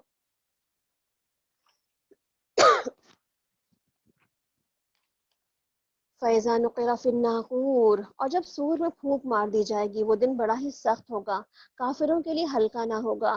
چھوڑ دو مجھے اس شخص کو جسے میں نے اکیلا پیدا کیا ہے، بہت سا سامان اس کو دیا ہے، اس کے ساتھ حاضر رہنے والے بیٹے دیے ہیں، اور اس کے لیے ریاست کی راہ ہموار کی۔ پھر وہ امید رکھتا ہے کہ میں اسے اور زیادہ دوں گا، ہرگز نہیں، وہ ہماری آیات سے اناد رکھتا تھا تو اسے عنقریب ایک مشکل چڑھائی چڑھواؤں گا۔ اس نے سوچا اور کچھ بات بنانے کی کوشش کی تو اللہ کی مار اس پر کیسے بات بنانے کی کوشش کی، ہاں، اللہ کی مار اس پر کیسی بات بنانے کی کوشش کی، اور پھر اس کی طرف دیکھا اور پیشانی سکیڑی اور منہ بنایا اور پلٹا اور تکبر کیا، اور آخر کار بولا کہ یہ کچھ بھی نہیں ہے، بس ایک جادو ہے جو پہلے سے چلا آ رہا ہے۔ کون ہے یہ شخص؟ نام تو اللہ تعالیٰ نے نہیں بتایا ہمیں، مگر سیرت کا مطالعہ کریں تو ہمیں نبی کریم صلی اللہ علیہ وسلم کے پاس ایک دفعہ ڈیبیٹ کے لیے ولید بن مغیرہ آیا، اور اس نے اسی طریقے سے جو ہے آپ صلی اللہ علیہ وسلم سے کچھ باتوں میں ڈیبیٹ کی اور سب کچھ کیا، اور اس کو اللہ تعالیٰ نے بہت سا مال سے نواز رکھا تھا، بہت بیٹے 12 بیٹے تھے اس کے، تو بیٹوں سے نواز رکھا، تو ہر ایک جو ہے بہت ہی بہترین فرما بردار، اور اس کے ساتھ ہر طرح سے جو ہے وہ اچھے بچے اس کے، تو کہتے ہیں اس کو اپنی ان تمام چیزوں پہ اتنی اس کو تکبر اور اتنا اس کو غرور، اتنی سب کچھ تھا کہ وہ کسی کو معنی ہی نہیں رکھتا تھا کہ میرے پاس تو مال بھی ہے، اولاد بھی ہے، اتنی بڑی نفری ہے میرے پاس، تو میرے پاس مجھے کچھ کرنے کی ضرورت ہی نہیں ہے، دنیا میں مجھے اتنا کچھ مل رکھا ہے تو آخرت میں بھی مجھے سب کچھ واپس ویسے ہی مل جائے گا۔ تو اس لیے وہ آپ وسلم کی کسی بات کو سننے کو تیار ہی نہیں تھا، تو اس کا ذکر کیا جا رہا ہے یہاں پہ کس طرح سے اس نے کیا ریئیکشن دیا اور کیا اپنے فیشل ایکسپریشنز دیے اس دین کو سننے کے بعد، قرآن کو سننے کے بعد۔ تو بعض اوقات ہمارے یہاں بھی ہمیں ایکسپریشن نظر آتے ہیں نا، جب ہم لوگوں کو قرآن سنانے بیٹھ جاتے ہیں تو یا تو ان کو اپنی باتیں پسند ہوتی ہیں، اپنی مسلکوں کی باتیں پسند ہوتی ہیں، یا تو لوگوں کو اپنی بزرگوں کی قصے پسند ہوتے ہیں، اور وہ قرآن کی ہر دفعہ کی بات کہتے ہیں کہ بس سرنے دو، قرآن ہر وقت کھول لیا کرو، تو اس کا ادب بھی کر لیا کرو۔ بہرحال، ان ھذا الا قول البشر، اور یہ تو ایک انسانی کلام ہے، ان قریب میں اسے دوزخ میں جھونک دوں گا، اور تم کیا جانو کہ یہ دوزخ کیا ہے۔ اصل میں کیا ہے بیسکلی، کہ جو اللہ تعالیٰ فرما رہے ہیں کہ اس کا یہ سارا عمل جو تھا وہ کیا تھا، کہ وہ کہتا تھا کہ جادو ہے، یہ سب کچھ حافظ وسلم نے جو کچھ بھی کیا ہے، جو چلا آ رہا ہے بہت عرصے سے، پرانا پرانا سا جادو ہے، ہر دفعہ جادو ہی تو لوگ کرتے ہوتے ہیں، تو کیا کہا جا رہا ہے، اس کے انقریب اس کی کون سی جگہ ہوگی، دوزخ میں جھونکا جائے گا، اور تم کیا جانو کہ دوزخ کیا ہے، نہ باقی رکھے گی نہ چھوڑے گی، اور کھال جھلسا دینے والی، 19 کارکن اس پر مقرر ہیں۔ 19 کارکن کیوں بتائے گئے؟ ایک ہی بہت تھا، جو کہ ایک ہی فرشتہ کافی ہے تمام جہنمیوں کو گھیرنے کے لیے اور ان کو سزا دینے کے لیے، تو کہا جاتا ہے 19 اس لیے بتائے گئے ہیں کہ یہ بھی ایک طرح سے انسانوں کے لیے ایک وہ بنا دیا گیا، آزمائش بنا دی گئی۔ ہم نے دوزخ کے کارکن فرشتے بنائے ہیں اور ان کی تعداد کو کافروں کے لیے فتنہ بنا دیا ہے، یعنی کہ عرب کے سب سے طاقتور شخص نے کہا کہ اچھا بس 19 لوگ ہوں گے وہاں پہ، 19 کارکن ہیں وہاں پہ، تو کہتا کہ میں تو خود 1000 سے تو خود ہی نمٹ سکتا ہوں، تو سب نے اس نے کہا کہ سب چلو، باقی تم لوگ جو ہے کسی ایک سے نمٹ لینا، باقی سب سے میں اکیلا نمٹنے کو تیار ہو جاؤں گا۔ یعنی کہ لوگوں نے اس طرح سے بھی آپ صلی اللہ علیہ وسلم کی ان تمام باتوں کا، یہ جو فرشتوں کا اس ذکر کا بھی مذاق اڑایا، تاکہ اہل کتاب کو یقین آ جائے اور ایمان لانے والوں کا ایمان بڑھ جائے، اور اہل کتاب اور مومنین کسی شک میں نہ رہیں، اور دل کے بیمار اور کفار یہ کہیں کہ بھلا اللہ کا اس عجیب سی بات سے کیا مطلب ہو سکتا ہے، یعنی کیوں بتائی اللہ تعالیٰ نے ہمیں یہ بات، اور اس طرح اللہ جسے چاہتا ہے گمراہ کر دیتا ہے، جسے چاہتا ہے ہدایت بخش دیتا ہے، اور تمہارے رب کے لشکروں کا خود اس کے سوا کوئی نہیں جانتا، اور اس دوزخ کا ذکر اس کے سوا کسی غرض کے لیے نہیں کیا گیا کہ لوگوں کو اس سے نصیحت ہو، ہرگز نہیں، یہ قسم ہے چاند کی اور وہ رات کی کہ جب کہ وہ پلٹتی ہو، اور صبح کی جب وہ روشن ہوتی ہو، اور یہ دوزخ میں بڑی چیزوں میں سے ایک ہے، انسانوں کے لیے ڈراوا، اور تم میں سے ہر اس شخص کے لیے ڈراوا جو آگے بڑھنا چاہے یا پیچھے رہ جانا چاہے، نیکی میں آگے بڑھنا چاہے اور اپنے آپ کو بدی سے یہ برائی سے یہ روکنا چاہے، تو کیا ہے، ہر ایک جو ہے وہ اپنی اصلاح کر سکتا ہے جہنم کی اس تذکرے سے۔ کل نفس بما کسبت رہینہ، ہر شخص اپنے کسب کے بدلے میں رہن ہے۔ دائیں بازو والے، دائیں بازو والوں کے سوا جو جنتوں میں ہوں گے، اور وہاں وہ مجرموں سے پوچھیں گے کہ تمہیں کیا چیز دوزخ میں لے گئی، وہ کیا کہیں گے، قالوا لم نک من المصلین، کہ ہم نماز پڑھنے والوں میں شامل نہ تھے، یعنی کہ نماز نہ پڑھنا، پیچھے بھی بات ہو گئی کہ نماز نہ پڑھنا، مسکین کو کھانا نہ کھلانا، یہ جنت میں لے جانے والا عمل ہے، تو کیا کہا جا رہا ہے کہ ہم نماز پڑھنے والوں میں سے نہیں تھے، اور یہ تو ایک نصیحت ہے، اب جس کا جی چاہے اسے سبق حاصل کرے۔ یعنی کہ جو سمجھنا چاہے اسے سمجھ لے. کیا سمجھ لے؟ کہ اللہ تعالیٰ ہمیں نماز پڑھنی ہے، اپنی نماز چھوڑنی نہیں، نمازوں کی پابندی کرنی ہے، اور نماز بھی ایسی پڑھنی ہے جو اللہ قبول فرما لے اس کو. نماز میں اپنے تمام ارکان، آداب اور شرائط کو ایسے ادا کرنا ہے کہ اللہ کے آگے مقبول ہو جائے وہ ہماری عبادت. اب جس کا جی چاہے سے سبق حاصل کرے، اور یہ کوئی سبق حاصل نہ کریں گے الا یہ کہ اللہ ہی ایسا چاہے، وہ اس کا حقدار ہے کہ اسے تقویٰ کیا جائے، اور وہ اس کا اہل ہے کہ وہ بخش دے. اس کا اہل ہے کہ بخش دے. اللہ ان تقویٰ والوں کو بخش دے جو اہل التقویٰ، وہی اہل المغفرہ ہوں گے. تو اللہ تعالیٰ سے ہم سب دعا کریں اللہ تعالیٰ ہمیں بھی اہل تقویٰ اور اہل مغفرہ میں شامل کر لے. آمین. سورہ قیامہ.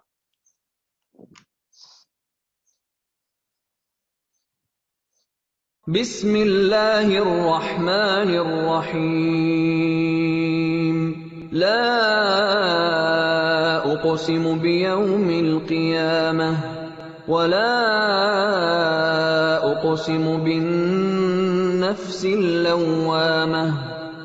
ایحسب الانسان ان لن نجمع عظامہ بلى قادرين على أن نسوي بنانه بل يريد الإنسان ليفجر أمامه يسأل أيان يوم القيامة. بسم اللہ الرحمن الرحیم. لا اقسم بیوم القیامہ ولا اقسم بالنفس اللوامہ.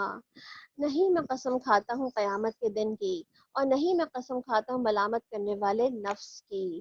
کہ کیا انسان یہ سمجھ رہا ہے کہ ہم اس کی ہڈیوں کو جمع نہ کر سکیں گے؟ بلا قادرین علی ان نسوی بنانا، اور کیوں نہیں، ہم تو اس کی انگلیوں کے پور تک بھی ٹھیک بنا دینے پہ قادر ہیں. یہ اتنی باریکی کے ساتھ پہلے بھی یہ کام ہو چکا ہے کہ دنیا کے ہر ایک انسان کا جو فنگر پرنٹس ہے بالکل ڈفرینٹ ہیں. تو کیا کہا جا رہا ہے، ہم دوبارہ اس کے پور بھی دوبارہ بنا سکتے ہیں، اس پہ بھی ہم قادر ہیں. مگر انسان یہ چاہتا ہے کہ آگے بھی بدعمالیاں کرتا رہے، اور پوچھتا ہے کہ آخر کب ہے وہ قیامت کا دن جب آنکھیں پتھرا جائیں گی اور چاند بے نور ہو جائے گا اور چاند اور سورج کو ملا کر ایک کر دیا جائے گا. اس وقت یہی انسان کہے گا کہاں بھاگ کر جاؤں، ہرگز نہیں، وہاں کوئی جائے پناہ نہ ہوگی. اس روز تیرے رب ہی کے سامنے جا کر ٹھہرنا ہوگا. اس روز انسان کو اس کا سب اگلا پچھلا کیا کرایا بتا دیا جائے گا. بلکہ انسان خود ہی اپنے آپ کو خوب جانتا ہے. کیسے جانتا ہے؟ اللہ نفسی بصیرا. ہم اپنے آپ سے سچ بولیں تو اپنے آپ کو ہم بہت اچھی طرح جانتے ہیں کہ ہم کتنے نیک ہیں، کتنے برے ہیں، کتنا اچھا کرتے ہیں، کتنا برا کرتے ہیں. ہم میں سے ہر ایک اپنے بارے میں اگر خود ہی اندر جھانک لے اپنے آپ کو تو سب سے زیادہ صحیح فیصلہ وہ خود اپنا کر سکتا ہے کہ اس کے اعمال اس کو کس طرف لے کے جا رہے ہیں. اور وہ چاہے کتنی ہی معذرتیں پیش کرے. اے نبی صلی اللہ علیہ وسلم، لا تحرک به لسانک لتعجل به، اس وحی کو جلدی جلدی یاد کرنے کے لیے اپنی زبان کو حرکت نہ دو. ان علینا جمعہ وقرآنا، اس کو یاد کرا دینا اور پڑھوا دینا تو ہمارا ذمہ ہے. لہٰذا ہم جب اسے پڑھ رہے ہوں اس وقت تم اس کی قرأت کو غور سے سنتے رہو، پھر اس کا مطلب سمجھا دینا بھی ہمارا ہی ذمہ ہے. یعنی آپ صلی اللہ علیہ وسلم قرآن کے بارے میں بتا رہے ہیں کہ اللہ تعالیٰ نے قرآن کو اتارا ہے نبی کریم صلی اللہ علیہ وسلم کے اوپر، اور ساتھ میں اس قرآن کو، اس کی تفسیر، اس کی جتنی تشریح تھی وہ سب چیزیں بھی اللہ سبحانہ تعالیٰ نے خود ہی آپ صلی اللہ علیہ وسلم کو بتائی ہیں سب چیزوں کی. اور اسی طرح سے حدیث کے ذریعے بھی بہت سی تفسیروں کا جو علم ڈیفائنڈ ہوتا ہے، بہت سی آیتیں جو کلیئر ہوتی ہیں وہ بھی اللہ سبحانہ تعالیٰ کی طرف سے ہی بتایا گیا ہے. اور یہاں پہ ایک بات اور سمجھنے کی ہے کہ جب قرآن پڑھا جائے تو جلدی جلدی حرکت نہ کرو. یہ تو آپ صلی اللہ علیہ وسلم سے کہا جا رہا تھا کہ جب سن رہے ہو تو تم، کیونکہ وہ یاد کرنے کے لیے دہرانا شروع کر دیتے تھے فوراً ہی، تو کہا کہ تم دہراؤ نہیں، ہم تمہیں ویسے ہی یاد کروا دیں گے. تو آپ دیکھیں قرآن سننے سے یاد ہو جاتا ہے، اگر آپ اس کو ریپیٹڈلی کافی دفعہ سنیں تو یاد ہو جاتا ہے. جیسے ایک صحابیہ ہیں وہ کہتی ہیں کہ ان کو سورہ قاف جو ہے کہتی ہیں جمعے کے، چونکہ روزانہ ہر جمعے کو آپ صلی اللہ علیہ وسلم نماز میں پڑھا کرتے تھے، تو کہتی ہیں مجھے جمعے کی خطبے میں اور جمعے کے بعد سننے میں جو ہے وہ سورہ قاف سن کر یاد ہو گئی. اس طرح جو ہے وہ اگر آپ خاموش رہیں گے، چیزوں کو سننے پر فوکس کریں گے تو چیزیں جو ہے وہ آپ کے ذہن میں محفوظ بھی رہ جائیں گی. ہرگز نہیں. اصل بات تو یہ ہے کہ تم لوگ جلدی حاصل ہونے والی چیز یعنی کہ دنیا سے محبت رکھتے ہو اور آخرت کو چھوڑ دیتے ہو. اس روز کچھ چہرے تر و تازہ ہوں گے، اپنے رب کی طرف دیکھ رہے ہوں گے، اور کچھ چہرے اداس ہوں گے اور سمجھ رہے ہوں گے ان کے ساتھ کمر توڑ برتاؤ ہونے والا ہے۔ ہرگز نہیں، جب جان حلق تک پہنچ جائے گی اور کہا جائے گا کہ ہے کوئی جھاڑ پھونک کرنے والا، ہم؟ ہے کوئی جھاڑ پھونک کرنے والا، اس کا مطلب ہے کہ دم اور جھاڑ بھی ایک علاج کا طریقہ کار ہے، اور بہت سی بیماریوں میں دم اور جھاڑ فائدہ دیتا بھی ہے۔ حضرت عائشہ رضی اللہ عنہ کہتی ہیں کہ نبی کریم صلی اللہ علیہ وسلم مجھے نظر بد سے دم کرانے کا حکم دیا کرتے تھے، یعنی کہ کہتے تھے کہ کسی سے دم کرا لو نظر بد کے لیے، یعنی کہ اس کا مطلب یہ کہ ہم خود بھی دم کر سکتے ہیں اپنے اوپر اور کسی سے کروا بھی سکتے ہیں، اور جس کو کرنا آتا ہو اس کو دوسروں کو فائدہ پہنچانا چاہیے۔ یہ نہ ہو کہ ہم میں سے ہر ایک کہہ دے جی مجھے بس آتا تو ہے، بس اپنے ہی حد تک آتا ہے، دوسروں کو بھی فائدہ پہنچا دینا چاہیے۔ اور نبی کریم صلی اللہ علیہ وسلم کا بھی رات کو طریقہ کار کیا تھا کہ آپ صلی اللہ علیہ وسلم خود ہی اپنے پر ہر رات کو سونے سے پہلے دم کر کے سوتے تھے، معوذات پڑھنے کے بعد جسم پر ہاتھ پھیر لیا کرتے تھے۔ اور بیماری کے علاوہ بھی آپ اس کے علاوہ بیماری میں بھی دم کر سکتے ہیں، اس کے علاوہ بھی، اور آپ صلی اللہ علیہ وسلم آخری وقت میں بھی کہتے ہیں کہ عائشہ رضی اللہ عنہ کیا کرتی تھیں، ان کے ہی ہاتھ سے دم کر کے انہی کے ہاتھ سے ان کے جسم پر پھیر دیا کرتی تھی۔ اس کا مطلب ہے کہ دم اور جھاڑ بھی طریقہ کار ہیں علاج کا، اور ہم اس سے کر بھی سکتے ہیں، اس میں کوئی منع بھی نہیں ہے۔ اور آدمی سمجھ لے گا کہ دنیا سے جدائی کا وقت ہے اور پنڈلی سے پنڈلی جڑ جائے گی، اور یہ وہ دن ہوگا کہ جب تمہارے رب کی طرف روانگی کا وقت ہوگا۔ فلا صدق ولا صلی ولکن کذب وتولی، مگر اس نے سچ نہ مانا اور نماز نہ پڑھی، بلکہ جھٹلایا اور پلٹ گیا اور اکڑتا ہوا اپنے گھر والوں کی طرف چل دیا۔ یہ روش تمہارے لیے سزاوار ہے اور تجھی کو زیب دیتی ہے، ہاں یہ روش تمہارے لیے ہی سزاوار ہے اور تجھی کو زیب دیتی ہے۔ اَيَحْسَبُ الْإِنسَانُ أَن يُتْرَكَ سُدًى، کیا انسان نے یہ سمجھ رکھا یوں ہی چھوڑ دیا جائے گا؟ اور ایک حقیر پانی کا نطفہ نہ تھا جو رحم مادر میں ٹپکایا جاتا تھا، پھر وہ ایک لوتھڑا بنا، پھر ہم نے اس کا جسم بنا دیا اور اس کے اعضاء درست کر دیے، پھر اسے مرد اور عورت کی دو قسمیں بنا دیں، کیا وہ اس پہ قادر نہیں کہ مرنے والوں کو وہ پھر سے زندہ کر دے؟ بے شک وہ قادر ہے۔ سورہ الدہر۔ بسم اللہ الرحمن الرحیم هل أتى على الإنسان حين من الدهر لم يكن شيئا مذكورا إنا خلقنا الإنسان من نطفة أمشاج نبتليه فجعلناه سميعا بصيرا إنا هديناه السبيل إما شاكرا وإما كفورا إنا أعتدنا للكافرين سلاسل وأغلالا وسعيرا بسم اللہ الرحمن الرحیم۔ هل أتى على الإنسان حين من الدهر لم يكن شيئا مذكورا، کیا انسان پر زمانے کا ایک وقت ایسا بھی گزرا ہے کہ جب وہ کوئی قابل ذکر چیز نہ تھا؟ یہاں پر سورہ انسان بھی کہا جاتا ہے اس سورت کو، اور سورہ دہر بھی کہا جاتا ہے، دونوں ہی نام بتائے جاتے ہیں۔ تو یہاں پر بیسیکلی انسان کی بات کی جا رہی ہے کہ زمانہ کتنا ترقی کر گیا، اور زمانے میں کبھی کوئی ایسی چیز انسان کبھی دیکھتا ہے کہ کس سے دنیا میں آنے سے پہلے وہ کچھ تھا، وہ کیا تھا، کبھی اس کو پتہ بھی چلا اس کے اپنے بارے میں؟ انا خلقنا الانسان من نطفۃ امشاج، اور ہم نے انسان کو ایک مخلوط نطفے سے پیدا کیا تاکہ اس کا امتحان لے، اور اس غرض کے لیے ہم نے اس کو سننے اور دیکھنے والا بنایا۔ انا ہدیناہ السبیل اما شاکرا و اما کفورا، اور ہم نے اس کو راستہ دکھایا، خواہ شکر کرنے والا بنے یا کفر کرنے والا بنے، یعنی یہ طرح کی صلاحیتیں تو انسان کے اندر رکھ دی ہیں، اب انسان ان صلاحیتوں کو کیسے فائدہ اٹھائے گا وہ خود ہی جانتا ہے، کہ یا وہ جو ہے وہ سیدھا راستہ اختیار کرے گا یا وہ کفر کا راستہ اختیار کرے گا۔ اور کفر کرنے والوں کے لیے ہم نے زنجیریں اور طوق اور بھڑکتی ہوئی آگ مہیا کر رکھی ہے۔ نیک لوگ شراب کے ایسے ساغر پئیں گے جن میں آب کافور کی آمیزش ہوگی، یہ ایک بہتا ہوا چشمہ ہوگا جس کے پانی کے ساتھ اللہ کے بندے شراب پئیں گے، اور جہاں چاہیں گے باسہولت اس کی شاخیں نکال لیں گے۔ یہ وہ لوگ ہوں گے جو اپنی نظریں پوری کرتے تھے اور اس دن سے ڈرتے تھے جس دن آفت ہر طرف پھیلی ہوئی ہوگی، اور اللہ کی محبت میں مسکین اور یتیم اور قیدی کو کھانا کھلاتے ہیں، اور ان سے کہتے ہیں کہ ہم تمہیں صرف اللہ کی خاطر کھلا رہے ہیں اور ہم تم سے کوئی بدلہ نہیں چاہتے اور نہ ہی شکریہ۔ یہاں پہ کیا بتایا جا رہا ہے؟ وَيُطْعِمُونَ الطَّعَامَ عَلَىٰ حُبِّهِ مِسْكِینًا وَیتیمًا وَاسِیرًا۔ رسول کے صلی اللہ علیہ وسلم فرمائے کھانا کھلانا افضل ترین اعمال میں سے ایک ہے۔ رسول صلی اللہ علیہ وسلم نے فرمایا کہ خوشی کہ مومن کو خوش کرنا، اس کا ستر ڈھانپ دینا، اس کی بھوک مٹا دینا اور ساتھ میں اس کی ضرورت پوری کر دینا افضل اعمال میں سے ہے۔ یعنی کہ انسان اگر ایسا کرتا ہے تو سمجھے وہ افضل کام کر لیتا ہے۔ نبی کریم صلی اللہ علیہ وسلم نے فرمایا کہ حضرت ہانی کو جب انہوں نے پوچھا کہ افضل اعمال کیا ہیں تو آپ نے فرمایا کھانا کھلانا، یعنی کھانا کھلانے والے بننا اور اچھی باتیں کرنے والے بنو۔ یعنی کہ آپ سوچیں صرف انسان اگر دو چیزیں بھی کر لینا اپنی زندگی میں فوکس، کہ لوگوں کو کھانا کھلانا ہے اور کھانا بھی دل سے کھلانا ہے، نہ منہ چڑھا کے نہیں کھلانا ہے۔ جیسے ہم سب خواتین کھانا پکاتی تو ہوتی ہیں مگر پیار سے کھلاتی نہیں ہوتی، تو ہم بس کہتے ہیں بس پکا دیا ہے کھاؤ خود ہی جاؤ۔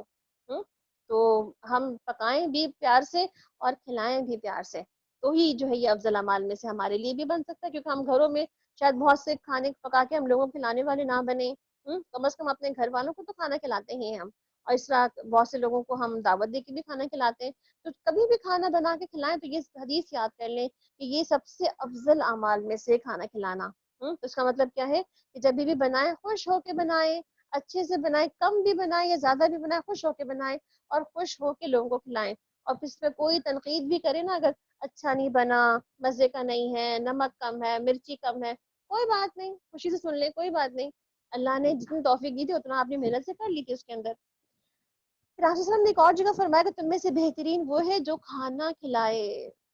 بہترین لوگوں میں شامل ہونا ہے تو کھانا کھلائیں۔ اور اس میں آپ دیکھیں مہمان نوازی بھی آ جاتی ہے، اور آپ نے یہ بھی سن رکھا ہوگا نا کہ ایک لقمہ بھی احد کا پہاڑ بن سکتا ہے ہمارے لیے جنت میں۔ تو طعام و مسکین جو ہے وہ بہترین صدقہ ہے۔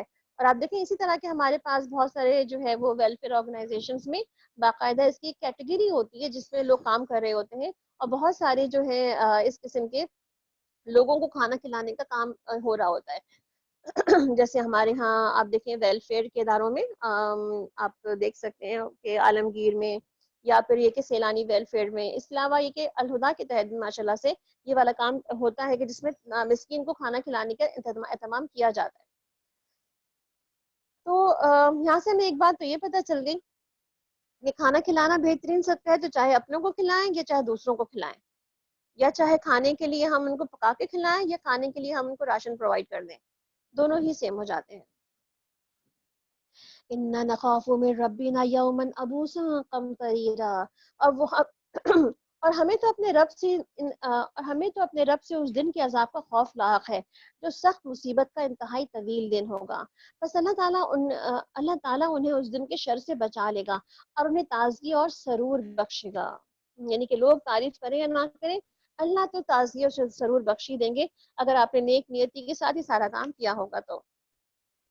اور ان کے صبر کے بدلے میں انہیں جنت اور ریشمی لباس عطا کرے گا۔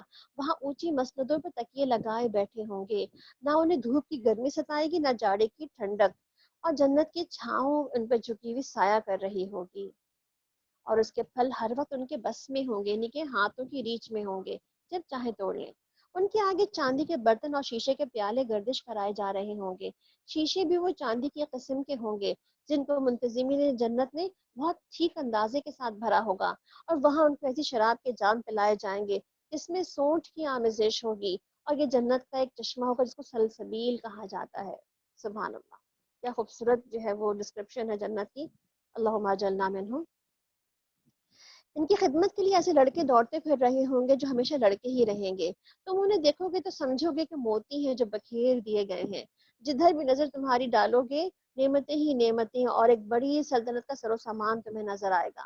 ان کے اوپر باریک ریشم کے سبز لباس اور اطلس اور دیبا کے کپڑے ہوں گے، ان کو چاندی کے کنگن پہنائے جائیں گے، ان کا رب ان کو نہایت ہی پاکیزہ شراب پلائے گا، اور یہ ہے تمہاری جزا، تمہاری کارگزاری قابل قدر ٹھہری۔ وکانا سعیکم مشکورا، کہ تمہاری جتنی بھی تم نے ایفرٹ لگائی ہے دنیا میں، اللہ تعالیٰ نے اس کو ایکسیپٹ کر لیا۔ اِنَّا نَحْنُ نَزَّلْنَا عَلَيْكَ الْقُرْآنَ تَنزِيلًا، اور اے نبی صلی اللہ علیہ وسلم، ہم نے یہ قرآن تم پر تھوڑا تھوڑا کر کے نازل کیا ہے، لہٰذا تم اپنے رب کے حکم پر صبر کرو اور ان سے کسی بدعمل یا منکر حق کی بات نہ مانو، اپنے رب کا نام صبح و شام یاد کرو، رات کو بھی اس کے حضور میں سجدہ ریز ہو اور رات کے طویل اوقات میں اس کی تسبیح کرتے رہو۔ اب دیکھیں کس طرح ہمیں آج نمازوں کا سارا شیڈیول بتایا جا رہا ہے کہ نماز میں کیا کیا کرو گے، یعنی کہ صبح شام کا اذکار بھی کرنے ہیں، اس کی مطلب رات کے آغاز سے ہی اپنے کام کو شروع کر دینا ہے، پھر رات میں کس طرح سجدے کی کثرت کرنی ہے، یعنی کہ طویل سجدے کرنے ہیں جس میں طویل تسبیحات پڑھنی ہے۔ اور اس کے علاوہ یہ دیگر اور چھوٹے چھوٹے اپنے دوسرے بھی کام اپنے دیکھ لیں۔ اور اب دیکھیں نا، جب آپ کھڑے ہو کے پڑھ کے تھک جائیں تو بیٹھ جائیں، اور اگر بیٹھ کے پڑھ کے تھک جائیں تو لیٹ جائیں۔ یعنی کہ کوئی مسئلہ نہیں ہے کہ آپ کھڑے ہی پڑھیں گے تو بیٹھ کے نہیں پڑھ سکتے، تو لیٹ کے نہیں پڑھ سکتے۔ آپ جیسے بھی کھڑے ہو کے آپ نماز پڑھ رہے تھے، بیٹھ کے آپ نماز پڑھ رہے تھے، یا بیٹھ کے دوسری چیزیں کر رہے تھے آپ، اور لیٹ کر آپ تسبیح کر سکتے ہیں اس میں۔ ہاں مگر پھر سو نہ جائے نا لیٹ کر کے۔ یہ لوگ تو جلدی حاصل ہونے والی چیز یعنی کہ دنیا سے محبت رکھتے ہیں، اور آگے جو بھاری دن آنے والا ہے اسے نظر انداز کر دیتے ہیں۔ ہم نے ہی ان کو پیدا کیا ہے اور ان کے جوڑ بند مضبوط کیے ہیں، جب ہم چاہیں ان کی شکلوں کو بدل کر رکھ دیں۔ یہ ایک نصیحت ہے، اب جس کا جی چاہے اپنے رب کی طرف جانے کا راستہ اختیار کرے، اور تمہارے چاہنے سے کچھ نہیں ہوتا جب تک کہ اللہ نہ چاہے، یقیناً اللہ بڑا علیم اور حکیم ہے۔ اور اپنی رحمت میں جس کو داخل کرتا ہے اور جس کو چاہتا ہے اپنی رحمت میں داخل کرتا ہے، اور ظالموں کے لیے اس نے دردناک عذاب تیار کر رکھا ہے۔ سورہ المرسلات۔ بسم اللہ الرحمن الرحیم والمرسلات عرفا فالعاصفات عصفا والناشرات نشرا فالفارقات فرقا فالملقيات ذكرا عذرا أو نذرا إنما توعدون لواقع بسم اللہ الرحمن الرحیم والمرسلات عرفا فإذا فالعاصفات اصفا والناشرات نشرا فالفارقات فرقا فالملقیات ذکرا عذرا او نذرا۔ قسم ہے ان ہواؤں کی جو پے در پے بھیجی جاتی ہیں، پھر طوفانی رفتار سے چلتی ہیں اور اٹھا کر بادلوں کو پھیلاتی ہیں، پھر ان کو پھاڑ کر جدا کر دیتی ہیں، پھر دلوں میں خدا کی یاد ڈال دیتی ہیں، عذر کے طور پر یا ڈراوے کے طور پر۔ جس چیز کا تم سے وعدہ کیا جا رہا ہے وہ تو ضرور واقع ہونے والی ہے، یعنی کہ جو یہ سب کچھ کر سکتا ہے، کیا وہ انسانوں کو نہیں پکڑ سکتا، انسانوں کو سزا نہیں دے سکتا؟ اور اب دیکھیں ایک گڑگڑاہٹ جب ہوتی ہے نا آسمان پر، جب بادل آ رہے ہوتے ہیں، ٹکرا رہے ہوتے ہیں، اب کتنا خوفزدہ ہو جاتے ہیں نا ہم سارے کہ پتہ نہیں کہیں بجلی گرنے والی ہے، پتہ نہیں کہیں اوپر سے آسمان سے کیا کچھ ٹوٹ کے نکلنے والا ہے۔ تو اب دیکھیں ان تمام اوقات میں انسان کو اللہ کی قدرت یاد آتی ہے، اللہ کی طاقت غلبہ اس کا یاد آتا ہے، کسی وقت بھی انسان اس کے ساتھ وہ کچھ بھی کر سکتا ہے۔ تو یہ کہتے ہیں کہ یہ آخری صورت ہے جو نبی کریم صلی اللہ علیہ وسلم نے اپنے وفات سے پہلے نماز مغرب میں پڑھائی تھی، تو اس لیے یہی جو کہتے ہیں نا کہ انسانوں کو ایسی صورتیں یاد ہونی چاہیے، ایسی صورتوں کو نمازوں میں پڑھنا چاہیے تاکہ انسان کو اپنے آخری وقت یا آخری دن کی یا ایسی تنبیہات جس کے اندر موجود ہیں ہمیں یاد رہیں، تاکہ ہم اپنے آپ کو کہتے ہیں نا اپنے آپ کو دوبارہ سے انسان جو ہے وہ محسوس کرے کہ ہاں مجھے کچھ صحیح کرنا ہے، مجھے ٹھیک کرنا ہے، مجھے اپنی اصلاح کرنی ہے۔ اور ہمیں عموماً خصوصاً آپ دیکھیں نا کتنی چھوٹی چھوٹی ہمیں صورتیں ہمیں 30ویں پارے کی یاد ہیں، جس میں سے کچھ کتنی ہی صورتیں جس کے میننگز بھی ہمیں یاد نہیں ہوں گے، ویسے ہی پڑھتے ہوں گے ہم، تو ہم اس کو فیل کر کے ہی نہیں پڑھتے کہ اس میں حکم کیا ہے، اس میں واقعہ کیا تھا، اس میں ہوا کیا تھا کسی کے ساتھ۔ تو کچھ صورتیں ہم یاد کرنے کا بھی ٹارگٹ کر سکتے ہیں اسی اپنے لاسٹ 10 days میں انشاءاللہ۔ پھر جب ستارے مان پڑ جائیں گے اور آسمان پھاڑ دیا جائے گا اور زمین دھنک ڈالے اور پہاڑ دھنک ڈالے جائیں گے اور رسولوں کی حاضری کا وقت آ پہنچے گا۔ کس روز کے لیے کام اٹھا رکھا گیا تھا، یہ فیصلے کے روز کے لیے، اور تمہیں کیا خبر کہ وہ فیصلے کا دن کیا ہے؟ تباہی ہے اس دن جھٹلانے والوں کے لیے۔ اب دیکھیں ساری مخلوق کا فیصلے کا دن ہوگا وہ، یعنی کہ ہر ایک مخلوق کے فیصلے کا دن کیا جائے گا۔ احادیث میں آتا ہے کہ سینگ والی بکری سے بھی پوچھا جائے گا، بدلہ لیا جائے گا اس نے بے سینگ والی بکری کو ٹکر کیوں ماری تھی اس نے۔ تو سارے مقدمے پیش ہوں گے، نمازوں کا حساب ہوگا، کسی کا حق مارا ہوگا تو اس کا حساب ہوگا، کسی کو گالی دی ہوگی، کسی کو تہمت لگائی ہوگی، کسی کا مال کھایا ہوگا، کسی کا خون بہایا ہوگا، ان سب کا بدلہ انسان کو دینا پڑے گا۔ اور آپ کو پتہ ہے بدلہ کیسے دینا پڑے گا اپنے ظلم کا؟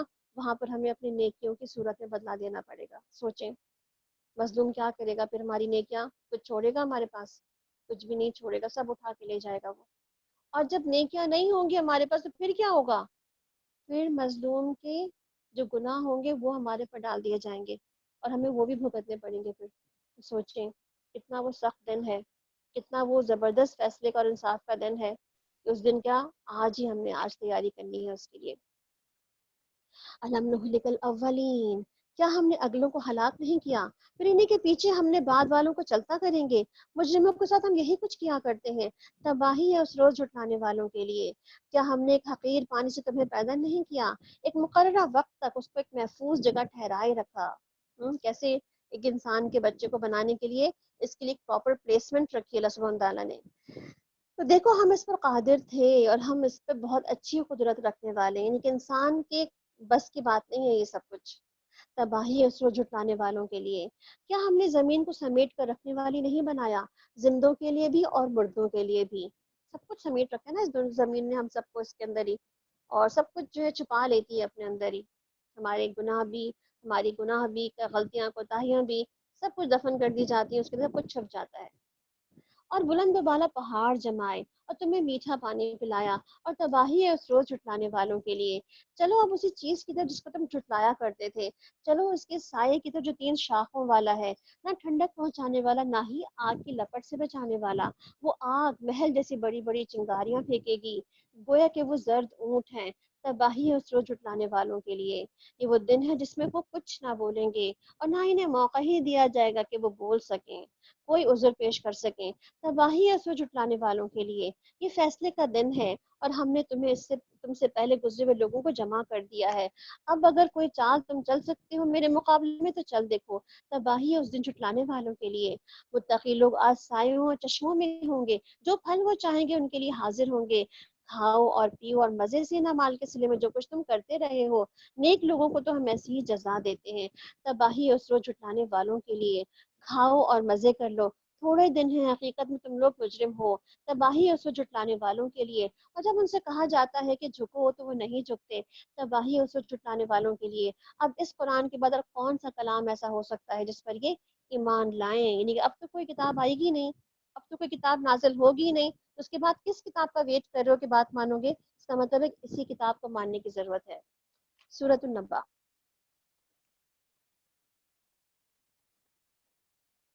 بسم اللہ الرحمن الرحیم. عم يتساءلون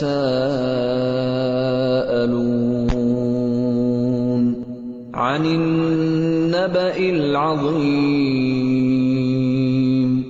الذي هم فيه مختلفون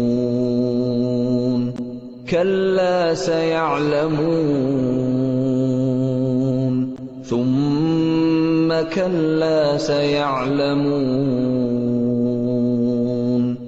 ألم نجعل الأرض مهادا والجبال أوتادا وخلقناكم أزواجا. بسم اللہ الرحمن الرحیم. عما يتساءلون عن النبأ العظیم الذي هم فيه مختلفون كلا سيعلمون ثم كلا سيعلمون. شروع اللہ کے نام سے جو بے انتہا مہربان نہایت رحم فرمانے والا ہے. یہ لوگ کس چیز کے بارے میں پوچھ گچھ کر رہے ہیں؟ کیا اس بڑی خبر کے بارے میں جس کے متعلق مختلف باتیں بنانے میں لگے ہوئے ہیں؟ ہرگز نہیں، عنقریب انہیں معلوم ہو جائے گا. ہاں ہرگز نہیں، عنقریب انہیں معلوم ہو جائے گا. کیا معلوم ہو جائے گا؟ الم نجعل الارض مہادا، کیا یہ واقعہ نہیں کہ ہم نے زمین کو فرش بنایا، آسمان کو میخوں کی طرح گاڑ دیا، اور تمہیں جوڑوں کی شکل میں پیدا کیا، اور تمہاری نیند کو باعث سکون بنایا، اور تمہیں رات کو پردہ پوش بنا دیا، اور دن کو معاش کا وقت بنایا، اور تمہارے اوپر 7 مضبوط آسمان قائم کیے، اور ایک نہایت روشن گرم چراغ پیدا کیا، بادلوں سے لگاتار بارش برسائی تاکہ اس کے ذریعے سے غلہ اور سبزی اور گھنے باغ اگائے جائیں. یعنی کہ اللہ سبحانہ تعالیٰ کے پاس کیا کمی ہے کہ انسانوں کے لیے کتنا کچھ اہتمام اس نے کر دیا، اور انسان کیا کرتا ہے کہ ایک بات ماننے کو تیار نہیں ہے کہ وہ قولوا لا الہ الا اللہ تفلحوا. بس اتنا ہی تو کہا تھا آپ صلی اللہ علیہ وسلم نے بھی، اور اتنا ہی تو حکم ہے اس پوری توحید و وحدانیت کا اس پوری کتاب میں. کیا کہا جاتا ہے؟ لوگ کیا کہتے ہیں؟ نہیں، ان کے تذکرے سے زیادہ اچھا تو ہمارے اپنے اولیاء کے تذکرے ہیں، ہمارے اپنے بڑے لوگوں کے تذکرے ہیں، بڑے لوگوں کے واقعات ہیں.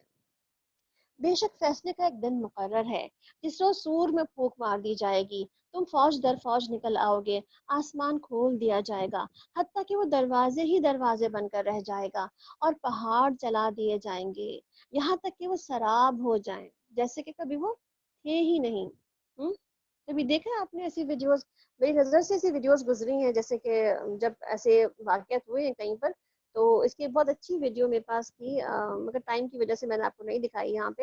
بہرحال کبھی اور صحیح. تو اس میں جیسے پہاڑوں کا واقعی جب پہاڑ ٹوٹ ٹوٹ کے گر رہے ہوتے ہیں اور پہاڑ واقعی ایسا لگ رہا ہوتا ہے کہ چل رہے ہیں، جیسے لینڈ سلائڈنگز ہوتی ہے نا، لینڈ سلائڈ کیسے ہو جاتا ہے کہ پورا وہ پہاڑ لگتا ہے چل کے نکل کے جا رہا ہے ایک طرح سے. تو وہ بالکل ایسے لگتا ہے کہ اللہ تعالیٰ فرما رہے ہیں کہ قیامت میں تو جو ہونا ہے سو ہونا ہے، مگر دنیا میں بہت ساری چیزوں کا اللہ تعالیٰ نے ہمیں منظر دکھا دیا کہ دیکھو یہ اس طرح سے ہوگا، یہ اس طرح سے ہونے والا ہے. یعنی کہ یہ کوئی ایسی چیز نہیں کہ یہ پتہ ہی نہیں ہے ہمیں کہ کیا ہوگا اور کیا نہیں ہوگا. تو آپ دیکھیں کس طرح سے پہاڑوں کو اللہ تعالیٰ کیا فرما رہے ہیں، ریت بنا کر، غبار بنا کر، ڈسٹ بنا کر اللہ تعالیٰ اڑا دیں گے، جیسے کہ تھے ہی نہیں کبھی زمین پر وہ. در حقیقت جہنم ایک گھات ہے، سرکشوں کا ٹھکانہ جس میں مدتوں پڑے رہیں گے. ان کے اندر کسی ٹھنڈک اور پینے کے قابل چیز کا مزہ وہ نہ چکھیں گے. کچھ ملے گا تو بس گرم پانی اور زخموں کا پانی، زخموں کا دھون. اور بھرپور بدلہ ہے وہ، اور یہی بھرپور بدلہ ہے ان کے کاموں کی وجہ سے. وہ کسی حساب کی توقع نہ رکھتے تھے اور ہماری آیات کو انہوں نے بالکل جھٹلا دیا تھا، اور حال یہ تھا کہ ہم نے ہر چیز گن گن کر لکھ رکھی تھی. اب چکھو مزہ، ہم تمہارے لیے عذاب کے سوا کسی اور چیز میں اضافہ نہیں کریں گے. اِنَّ لِلْمُتَّقِينَ مَفَازًا حَدَائِقَ وَأَعْنَابًا وَكَوَاعِبَ أَتْرَابًا. یقیناً متقیوں کے لیے ایک مقام ہے، باغ اور انگور اور نفیس ہمسن لڑکیاں اور چھلکتے ہوئے جام. وہاں کوئی لغو اور جھوٹی بات وہ نہ سنیں گے. جزا اور کافی انعام تمہارے رب کی طرف سے، اس نہایت ہی مہربان خدا کی طرف سے، جو زمین اور آسمانوں کا اور ان کے درمیان ہر چیز کا مالک ہے، جس کے سامنے کسی کو بولنے کا اختیار تک نہیں، یعنی کوئی بول ہی نہیں سکتا. یوم یقوم الروح والملائکۃ صفا لا یتکلمون الا من اذن له الرحمن. جس روز روح اور ملائکہ صف بستہ کھڑے ہوں گے، کوئی نہ بولے گا سوائے اس کے جسے رحمان اجازت دیں. اور جو ٹھیک بات کہے وہ دن برحق ہے. اب جس کا جی چاہے اپنے رب کی طرف پلٹنے کا راستہ اختیار کرے. یعنی کہ ابھی بھی وقت ہے، غافل نہ رہے، جاگ جائے، آنکھیں کھولے اور دیکھے دنیا میں کیا ہو رہا ہے. انا انذرناکم عذابا قریبا یوم ینظر المرء ما قدمت یداہ ویقول الکافر یا لیتنی کنت ترابا. ہم نے تم لوگوں کو اس عذاب سے ڈرا دیا ہے جو قریب ہی آ لگا ہے. یعنی کہ ہر ایک کی قیامت ہماری کیسی ہے، ہمارے مرتے کے ساتھ ہی ہماری قیامت نافذ ہو جاتی ہے.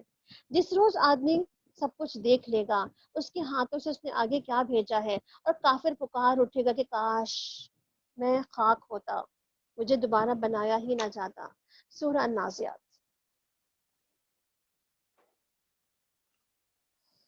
بسم اللہ الرحمن الرحیم. والنازعات غرقا والناشطات نشطا والسابحات سبحا فالسابقات سبقا فالمدبرات امرا يوم ترجف الراجفة تتبعها الرادفة قلوب يومئذ واجفة أبصارها خاشعة. بسم اللہ الرحمن الرحیم. والنازعات غرقا والناشطات نشطا والسابحات سبحا فالسابقات سبقا فالمدبرات امرا یوم ترجف الراجفہ.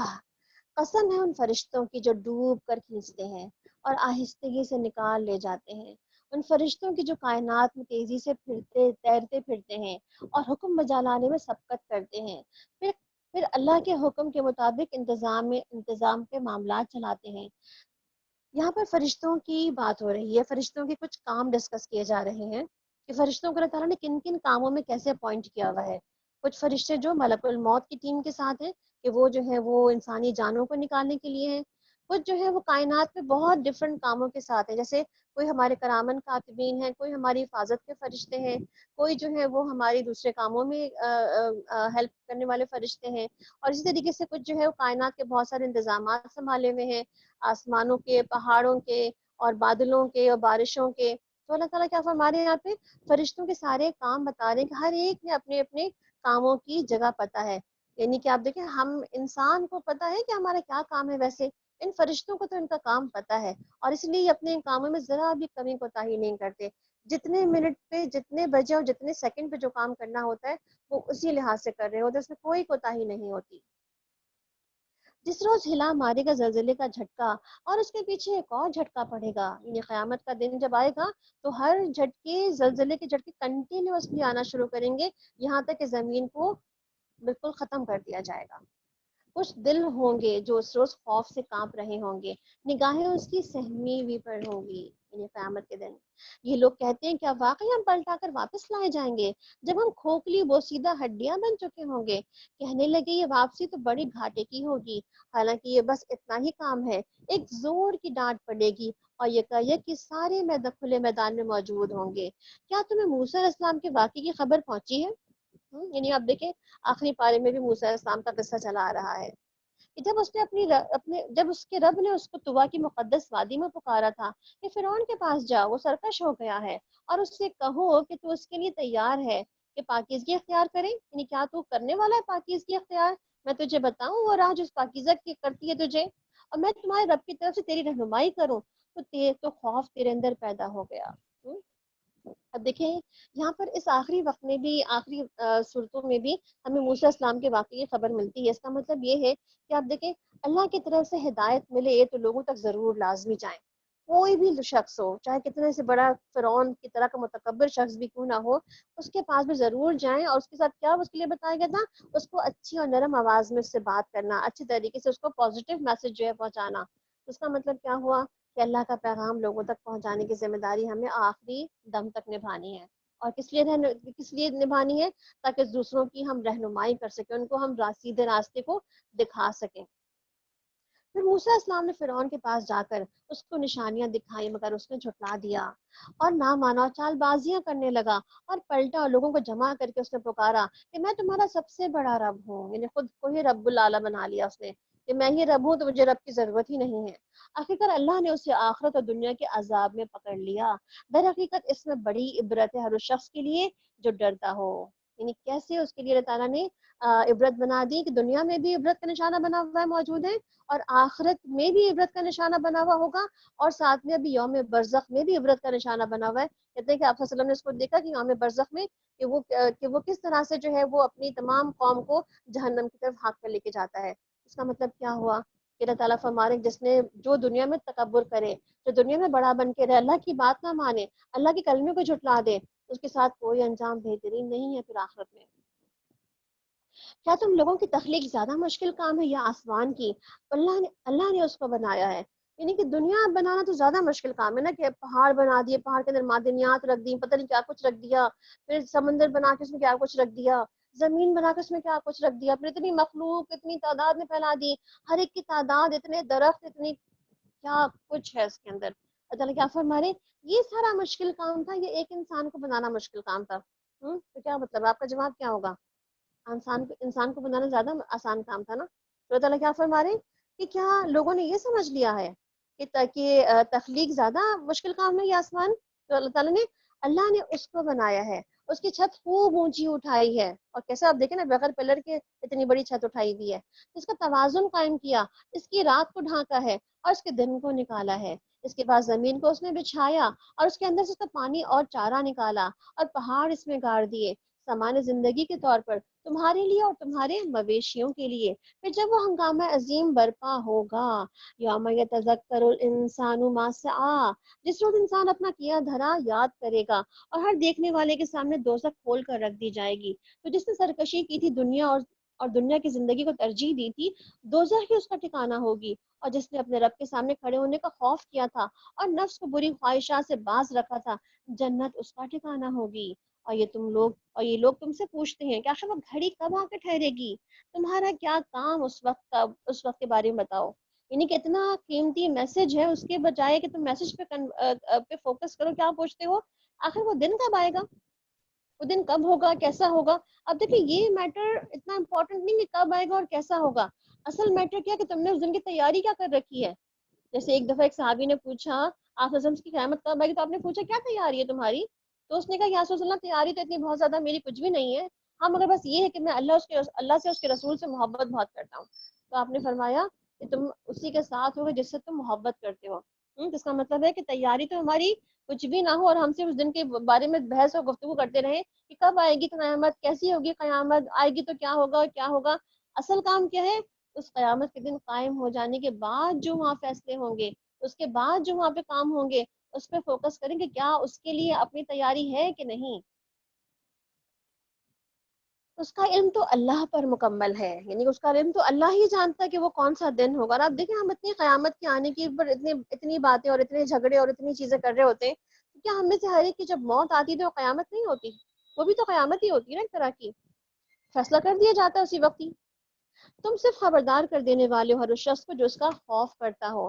جس روز یہ لوگ دیکھ لیں گے تمہیں تو انہیں محسوس ہوگا کہ دنیا کی حالت، یعنی کہ دنیا تو کیسی تھی، ایسی تھی کہ جیسے کچھ بھی نہیں گزری، یعنی کہ دنیا پوری کی پوری لگے گی اس کو، پوری زندگی ایسی لگے گی کہ بس یہ دن کا ایک پچھلا پہر یا اگلے پہر تک ٹھہرے ہوں گے، اس سے زیادہ دنیا میں نہیں رہے ہم۔ یعنی پوری دنیا کی زندگی اور پوری دنیا اس کو کتنی لگے گی، بس کچھ ہی ٹائم لگا ہوگا۔ سورہ عبس۔ بسم اللہ الرحمن الرحیم۔ عبس وتولی ان جاءہ الاعمی وما یدریک لعلہ یزکا۔ تو شروع ہوا اور بے رخی برتی اس بات پر کہ وہ اندھا اس کے پاس آ گیا، اور تمہیں کیا خبر شاید کہ وہ سدھر جائے یا نصیحت پر دھیان دے، اور نصیحت کرنا اس کے لیے نفع مند ہو۔ اب دیکھیں اللہ کا دین سیکھنے کے لیے کوئی بھی ہمارے پاس آ سکتا ہے، اور ہر ایک کو دین سکھانا جو ہے وہ دین سکھانے والے کی ذمہ داری ہے، اس کے لیے ایک طرح سے ایک اعزاز کا کام ہے۔ اس میں کوئی اہلیت نہیں دیکھی جاتی کہ فلاں شخص کو سکھانا ہے کہ نہیں اور فلاں شخص کو بتانا ہے کہ نہیں۔ تو بیسیکلی یہاں پہ کیا کہا جا رہا ہے، آپ صلی اللہ علیہ وسلم کو تھوڑی سی تنبیہ کی جا رہی ہے کہ جب آپ کے پاس ایک نصیحت لے کر آنے والا آ گیا تھا تو آپ کو اس نصیحت اس کو دینی چاہیے تھی۔ آپ کو کیا اعتراض ہوا کہ وہ اندھا شخص ہے، اس کو نصیحت کر دی جائے گی، بعد میں بھی بتائی جا سکتی ہے بات۔ ابھی اس وقت جو بڑے بڑے سرداران قریش بیٹھے ہوئے، ان سے پہلے بات کر لیتے ہیں، جس کی وجہ سے ہم ان سے بعد میں بات کر لیں گے، تو اپنے ہی لوگ ہیں۔ تو آپ صلی اللہ علیہ وسلم کو تنبیہ کی جاتی ہے کہ نہیں، جو کام کرنا چاہتا ہے، جو اپنی زندگی بدلنا چاہتا ہے، جو نصیحت لے کر کے آگے اپنے آپ کو جنت والوں میں شامل کرنا چاہتا ہے، اصل تو ان لوگوں کو جو کہتے ہیں ان پہ اپنی توجہ زیادہ مرکوز رکھنی چاہیے جو کرنے والے ہیں۔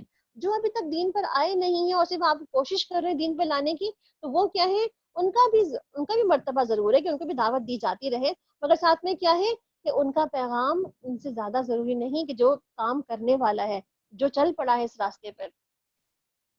جو شخص بے پرواہی برتتا ہے اس کی طرف تم توجہ کرتے ہو، حالانکہ اگر وہ نہ سدھرے تو تم پر اس کی کیا ذمہ داری ہے۔ اور جو خود تمہارے پاس دوڑا چلا آتا ہے اور ڈر رہا ہوتا ہے کہ تم اس سے بے رخی برتتے ہو، ہرگز نہیں، یہ تو ایک نصیحت ہے، جس کا جی چاہے اسے قبول کرے، اور ایسے صحیفوں میں درج ہے جو مکرم ہیں، بلند پایا ہیں اور پاکیزہ تر ہیں، اور معزز اور نیک کاتبوں کے ہاتھ میں ہے۔ یعنی قرآن کہاں ہے، نیک کاتبوں کے ہاتھوں میں موجود ہے، کہ جہاں پر وہ اس کے اندر کچھ نہ کچھ پہنچا رہے ہوتے ہیں اور لکھ رہے ہوتے ہیں، اور اللہ تعالیٰ کا پیغام ہم تک لے کر آ رہے ہوتے ہیں۔ قُتِلَ الْإِنسَانُ مَا أَكْفَرَهُ، کہ مارا گیا انسان کیسا سخت منکر حق ہے، کس چیز سے اللہ نے اسے پیدا کیا ہے، نطفے کی ایک بوند سے اللہ نے اسے پیدا کیا، پھر اس کی تقدیر مقرر کر دی، پھر اس کی زندگی کی راہ آسان کر دی، پھر اس کو موت دی اور قبر میں پہنچا دیا، اور جب چاہے اسے دوبارہ اٹھا کھڑا کرے، ہرگز نہیں، اس نے فرض ادا نہیں کیا جس کا اللہ نے اسے حکم دیا تھا۔ پھر ذرا انسان اپنی خوراک کو دیکھے کہ ہم نے خوب پانی اٹھایا، نے خوب پانی برسایا آسمان سے، اور زمین کو عجیب طرح سے پھاڑ دیا، اس کے اندر سے اگائے ہم نے غلے انگور اور ترکاریاں اور زیتون اور کھجوریں اور گھنے باغ اور ہر طرح کے پھل اور چارے تمہارے لیے اور تمہارے مویشیوں کے لیے بھی، اور سامان زندگی کے طور پر، یعنی کہ سب کے لیے اللہ تعالیٰ نے جو ہے وہ زمین پر زمین پہ جو ہے نباتات اگا دی ہیں، چاہے ہم کھائیں یا چاہے ہمارے خادم کھائیں یا جانور کھائیں، سبھی کے لیے موجود ہے۔ آخرکار جب وہ کان بہرا کر دینے والی آواز بلند ہوگی، اس روز اپنے بھائی اور اپنی ماں اور اپنے باپ اور اپنی بیوی اور اپنی اولاد سے انسان بھاگے گا۔ دنیا میں انسان ان کے لیے بھاگ رہا ہوتا ہے، اور آخرت میں انسان ان سے بھاگ رہا ہوگا۔ ان میں سے ہر شخص پر اس دن ایسا وقت آ پڑے گا کہ وہ اپنے سوا اس کو کسی کا بھی ہوش نہ ہوگا۔ کیا کہتے ہیں، انسان نفسی نفسی ہو جائے گا نا، کہ ہر انسان کو اپنی پڑی ہوگی کہ پتہ نہیں میرا کیا ہوگا، میں بچوں گا کہ مروں گا، میں بچوں گا کہ میں بچ کے جنت میں جاؤں گا یا جہنم میں ڈالا جاؤں گا، کیا ہوگا میرا۔ اسے اپنے سوا کسی اور کا ہوش نہ ہوگا۔ وہ چہرے اس روز دمک رہے ہوں گے، حشاش بشاش خوش و خرم ہوں گے، اور کچھ چہروں پہ اس روز خاک اڑ رہی ہوگی اور سیاہی چھائی بھی ہوگی، اور یہی وہ کافر اور فاسق لوگ ہوں گے۔ سورہ التکویر۔ بسم اللہ الرحمن الرحیم اذا الشمس كورت واذا النجوم انكدرت واذا الجبال سيرت واذا العشار عطلت واذا الوحوش حشرت واذا البحار سجرت وَإِذَا النُّفُوسُ زُوِّجَتْ۔ بسم اللہ الرحمن الرحیم۔ اذا الشمس كورت واذا النجوم انكدرت واذا الجبال سيرت واذا العشار عطلت۔ جب سورج لپیٹ دیا جائے گا اور تارے بکھر جائیں گے، اور جب پہاڑ چلائے جائیں گے، اور جب 10 ماہ کی حاملہ اونٹنیاں اپنے حال پر چھوڑ دی جائیں گی، جب جنگلی جانور سمیٹ کر اکٹھے کر دیے جائیں گے، یعنی کہ ہر ایک چیز کے اوپر قیامت آئے گی، ہر ایک چیز پر قیامت آئے گی۔ قیامت جو کہتے ہیں نا، ہر ایک چاہے وہ زمین ہو، آسمان ہو، مخلوقات ہو، انسان ہو، ہر ایک کے بارے میں قیامت کی تمام چیزیں اکٹھی ہو جائیں گی۔ وَإِذَا الْبِحَارُ سُجِّرَتْ، اور سمندر بھڑکا دیے جائیں گے، جب جانیں جسموں سے جوڑ دی جائیں گی، اور جب زندہ گاڑی ہوئی لڑکی سے پوچھا جائے گا کہ تمہیں کس قصور میں مارا گیا۔ اور آپ دیکھیں زندہ گاڑی ہوئی لڑکی کون ہے؟ وہ نطفہ یا وہ جنین جس کے بارے میں ہم پتہ چلا لیتے ہیں الٹرا ساؤنڈ سے کہ یہ جو ہے بچی پیدا ہونے والی ہے، تو پھر بیٹیاں تو ہمیں نہیں چاہیے، تو ہم بیٹیوں کو کیا کرتے ہیں؟ ابورٹ کرا دیتے ہیں۔ اور آپ دیکھیں یہی چیز جو ہے ہمیں جہالت میں بھی نظر آتی ہے، کہ جہاں پہ اسلام سے قبل بھی یہ کام ہوتا تھا۔ قیس بن عاصم جو ہے رسول اکرم صلی اللہ علیہ وسلم کے پاس آئے اور کہا کہ یا رسول اللہ صلی اللہ علیہ وسلم، میں نے دور جاہلیت میں اپنی 8 بیٹیوں کو زندہ درگور کیا ہے۔ سوچیں 8 بیٹیاں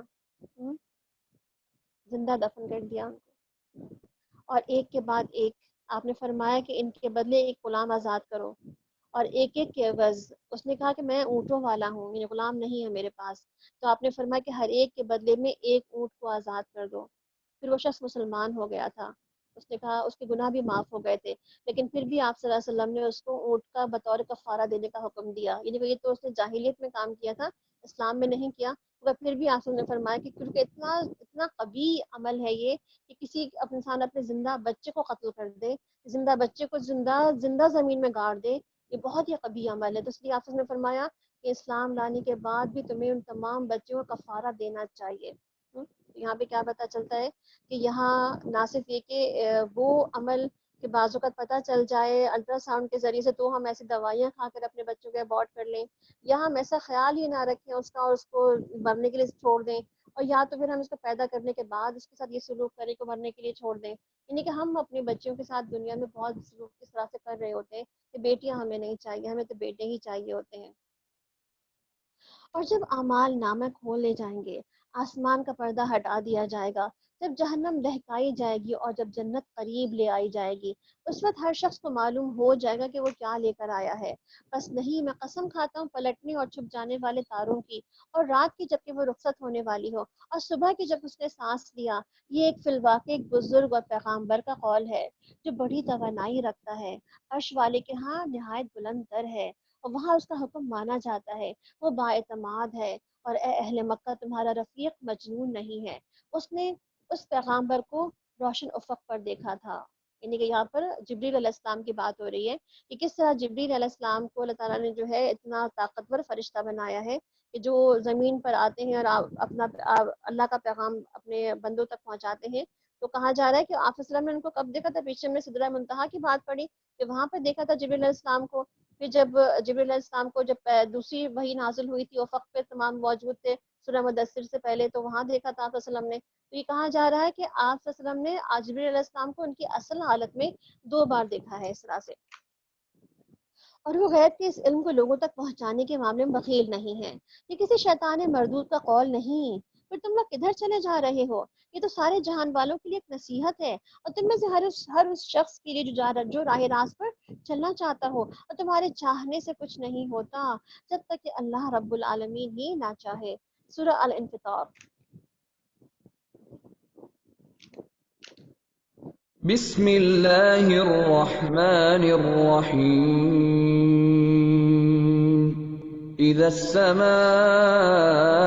انفطرت واذا الكواكب انتثرت واذا البحار فجرت واذا القبور بعثرت علمت نفس ما قدمت واخرت يا أيها الإنسان ما غرك بربك الكريم.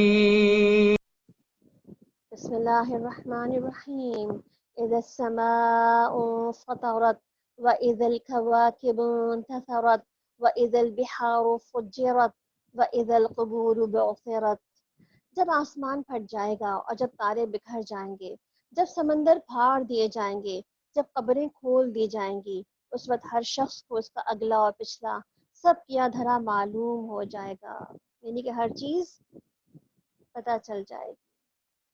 کبھی گری ہوئی چھت دیکھی ہے ہم نے کیسے گر جاتی ہے سروں کے اوپر لوگوں کے بعض اوقات، اور کس طرح سب کچھ ختم اور تباہ ہو جاتا ہے.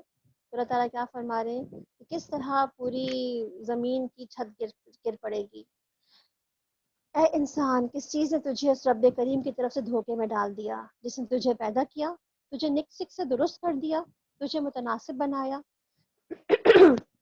اور جس صورت میں چاہا تجھ کو جوڑ کر تیار کر دیا. ہرگز نہیں، بلکہ تم لوگ جزا و سزا کو جھٹلاتے ہو حالانکہ تم پر نگران مقرر ہیں. ایسے معزز کاتب جو تمہارے ہر فعل کو جانتے ہیں.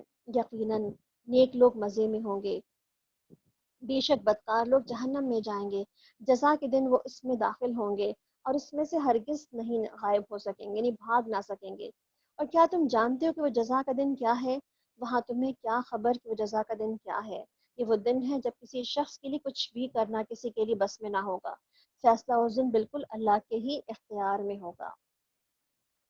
یہاں پہ اللہ سبحانہ تعالیٰ ایک بات کر رہے ہیں کہ انسان کے جو اعمال ہیں وہ کرامن کاتبین یعنی کہ نگران جو مقرر ہیں وہ لکھ رہے ہیں. تو اب دیکھیں کچھ فرشتے تو ہمارے پاس دن کو بھی آتے ہیں اور رات میں بھی آتے ہیں. جو ہمارے پاس رات مطلب صبح جو آتے ہیں وہ ہمارے ساتھ رہتے ہیں، اور پھر جو رات کو چلے جاتے ہیں پھر رات کو ہمارے ساتھ رہتے ہیں. تو اللہ سبحانہ تعالیٰ ہمارے جو جانے والے فرشتے ہیں ان سے پوچھتے ہیں، جب خود بھی معلوم ہوتا ہے ان کو، پھر بھی وہ سوال کرتے ہیں کہ میرے بندے کو کس حال میں چھوڑ کر آئے ہو، کیا کر رہا تھا وہ. تو اگر بندہ نماز پڑھ رہا تھا صبح کی یا عشاء کی یا عصر کی، تو پھر کیا ہے، تو پھر اس کو تو وہی اطلاع لے کے جاتے ہیں کہ میرا بندہ، کہ آپ کا بندہ جو ہے اس وقت نماز پڑھ رہا تھا، اللہ کا ذکر کر رہا تھا، سبحان اللہ کثیرا والحمد للہ کثیرا، جب اللہ کا ذکر کر رہا تھا، اطاعت کر رہا تھا. تو جیسے وہ لکھا ہوتا ہے، جیسے وہ کہا ہوتا ہے ویسے لکھ لیا جاتا ہے. تو آپ دیکھیں کہ ہمارے کرامن کاتبین جو ہمارے آس پاس بیٹھے ہوئے ہیں وہ ہماری زندگی ہمارے تمام اعمال لکھ لیتے ہیں. تو اللہ تعالیٰ اپنے مومن بندوں کو بعض اوقات جو ہے وہ کہتے ہیں نا کہ آزمائش میں ڈالتا ہے، اور جب بندہ اس آزمائشوں پہ الحمدللہ کہتا ہے اور صبر کرتا ہے تو اللہ تعالیٰ اس کی بیماری جو اس کی ہوتی ہے، جو تکلیف اس کی جب دور ہو جاتی ہے، شفایاب جب ہو جاتا ہے تو اس کو گناہوں سے پاک کر دیتا ہے، ایسے جیسے کہ اس نے دوبارہ جنم لیا ہو اپنی ماں کی پیٹ سے. تو فیصلے کا اس دن بالکل اللہ کے اختیار میں ہوگا. سورہ المطففین. بسم اللہ الرحمن الرحیم ویل للمطففین الذین اذا اکتالوا علی الناس یستوفون وَإِذَا كَالُوهُمْ أَو وَّزَنُوهُمْ يُخْسِرُونَ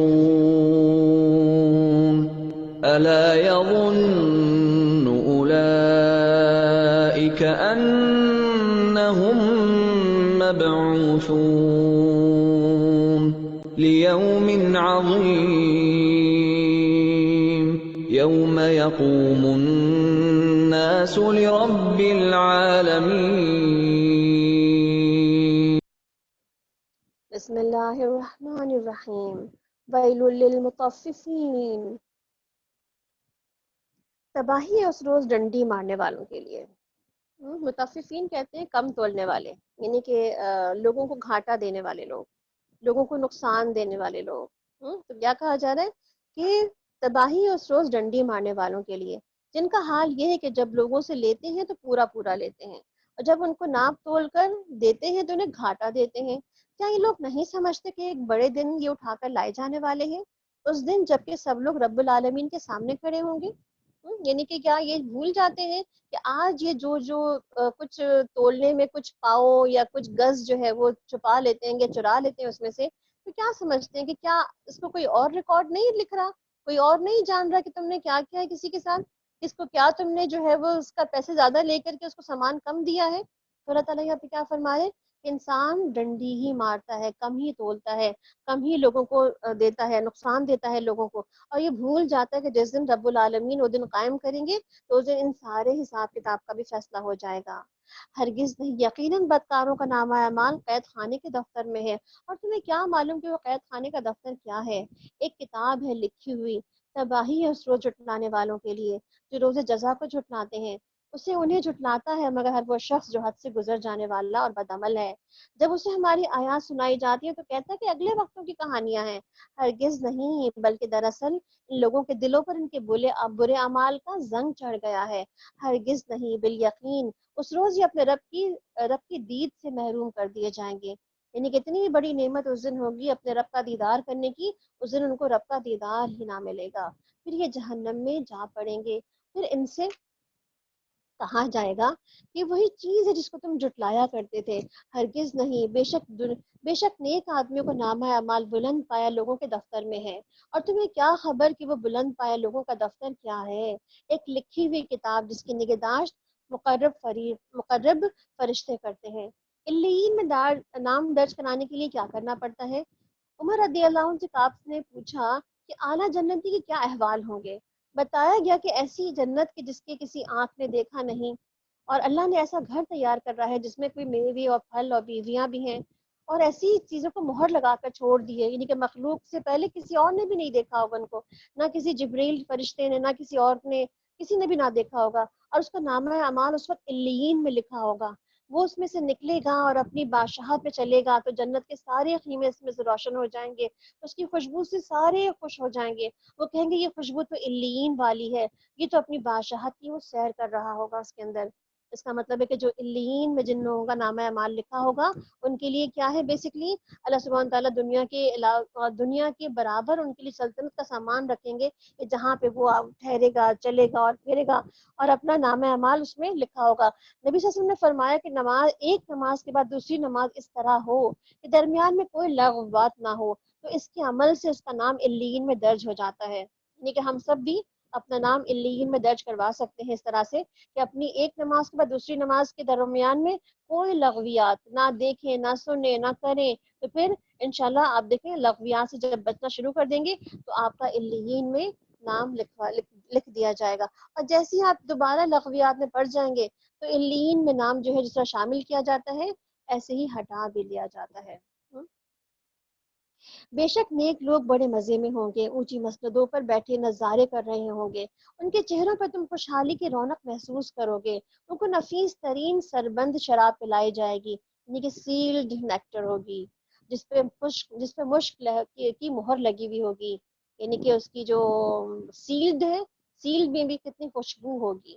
جو لوگ دوسروں پہ بازی لے جانا چاہتے ہیں وہ اس چیز پہ حاصل کرنے کے لیے بازی لے جانے کی کوشش کریں. اس میں شراب تسلیم کی آمیزش ہوگی. یہ ایک چشمہ ہے جس سے پانی کے مقرب لوگ پیئیں گے. مجرم لوگ دنیا میں مجرم لوگ دنیا میں ایمان لانے والوں کا مذاق اڑاتے تھے. جب ان کے پاس سے گزرتے تو آنکھیں مار کر ان کی طرف اشارہ کرتے تھے. اپنے گھروں میں پلٹتے تو مزے لیتے ہوئے پلٹتے تھے.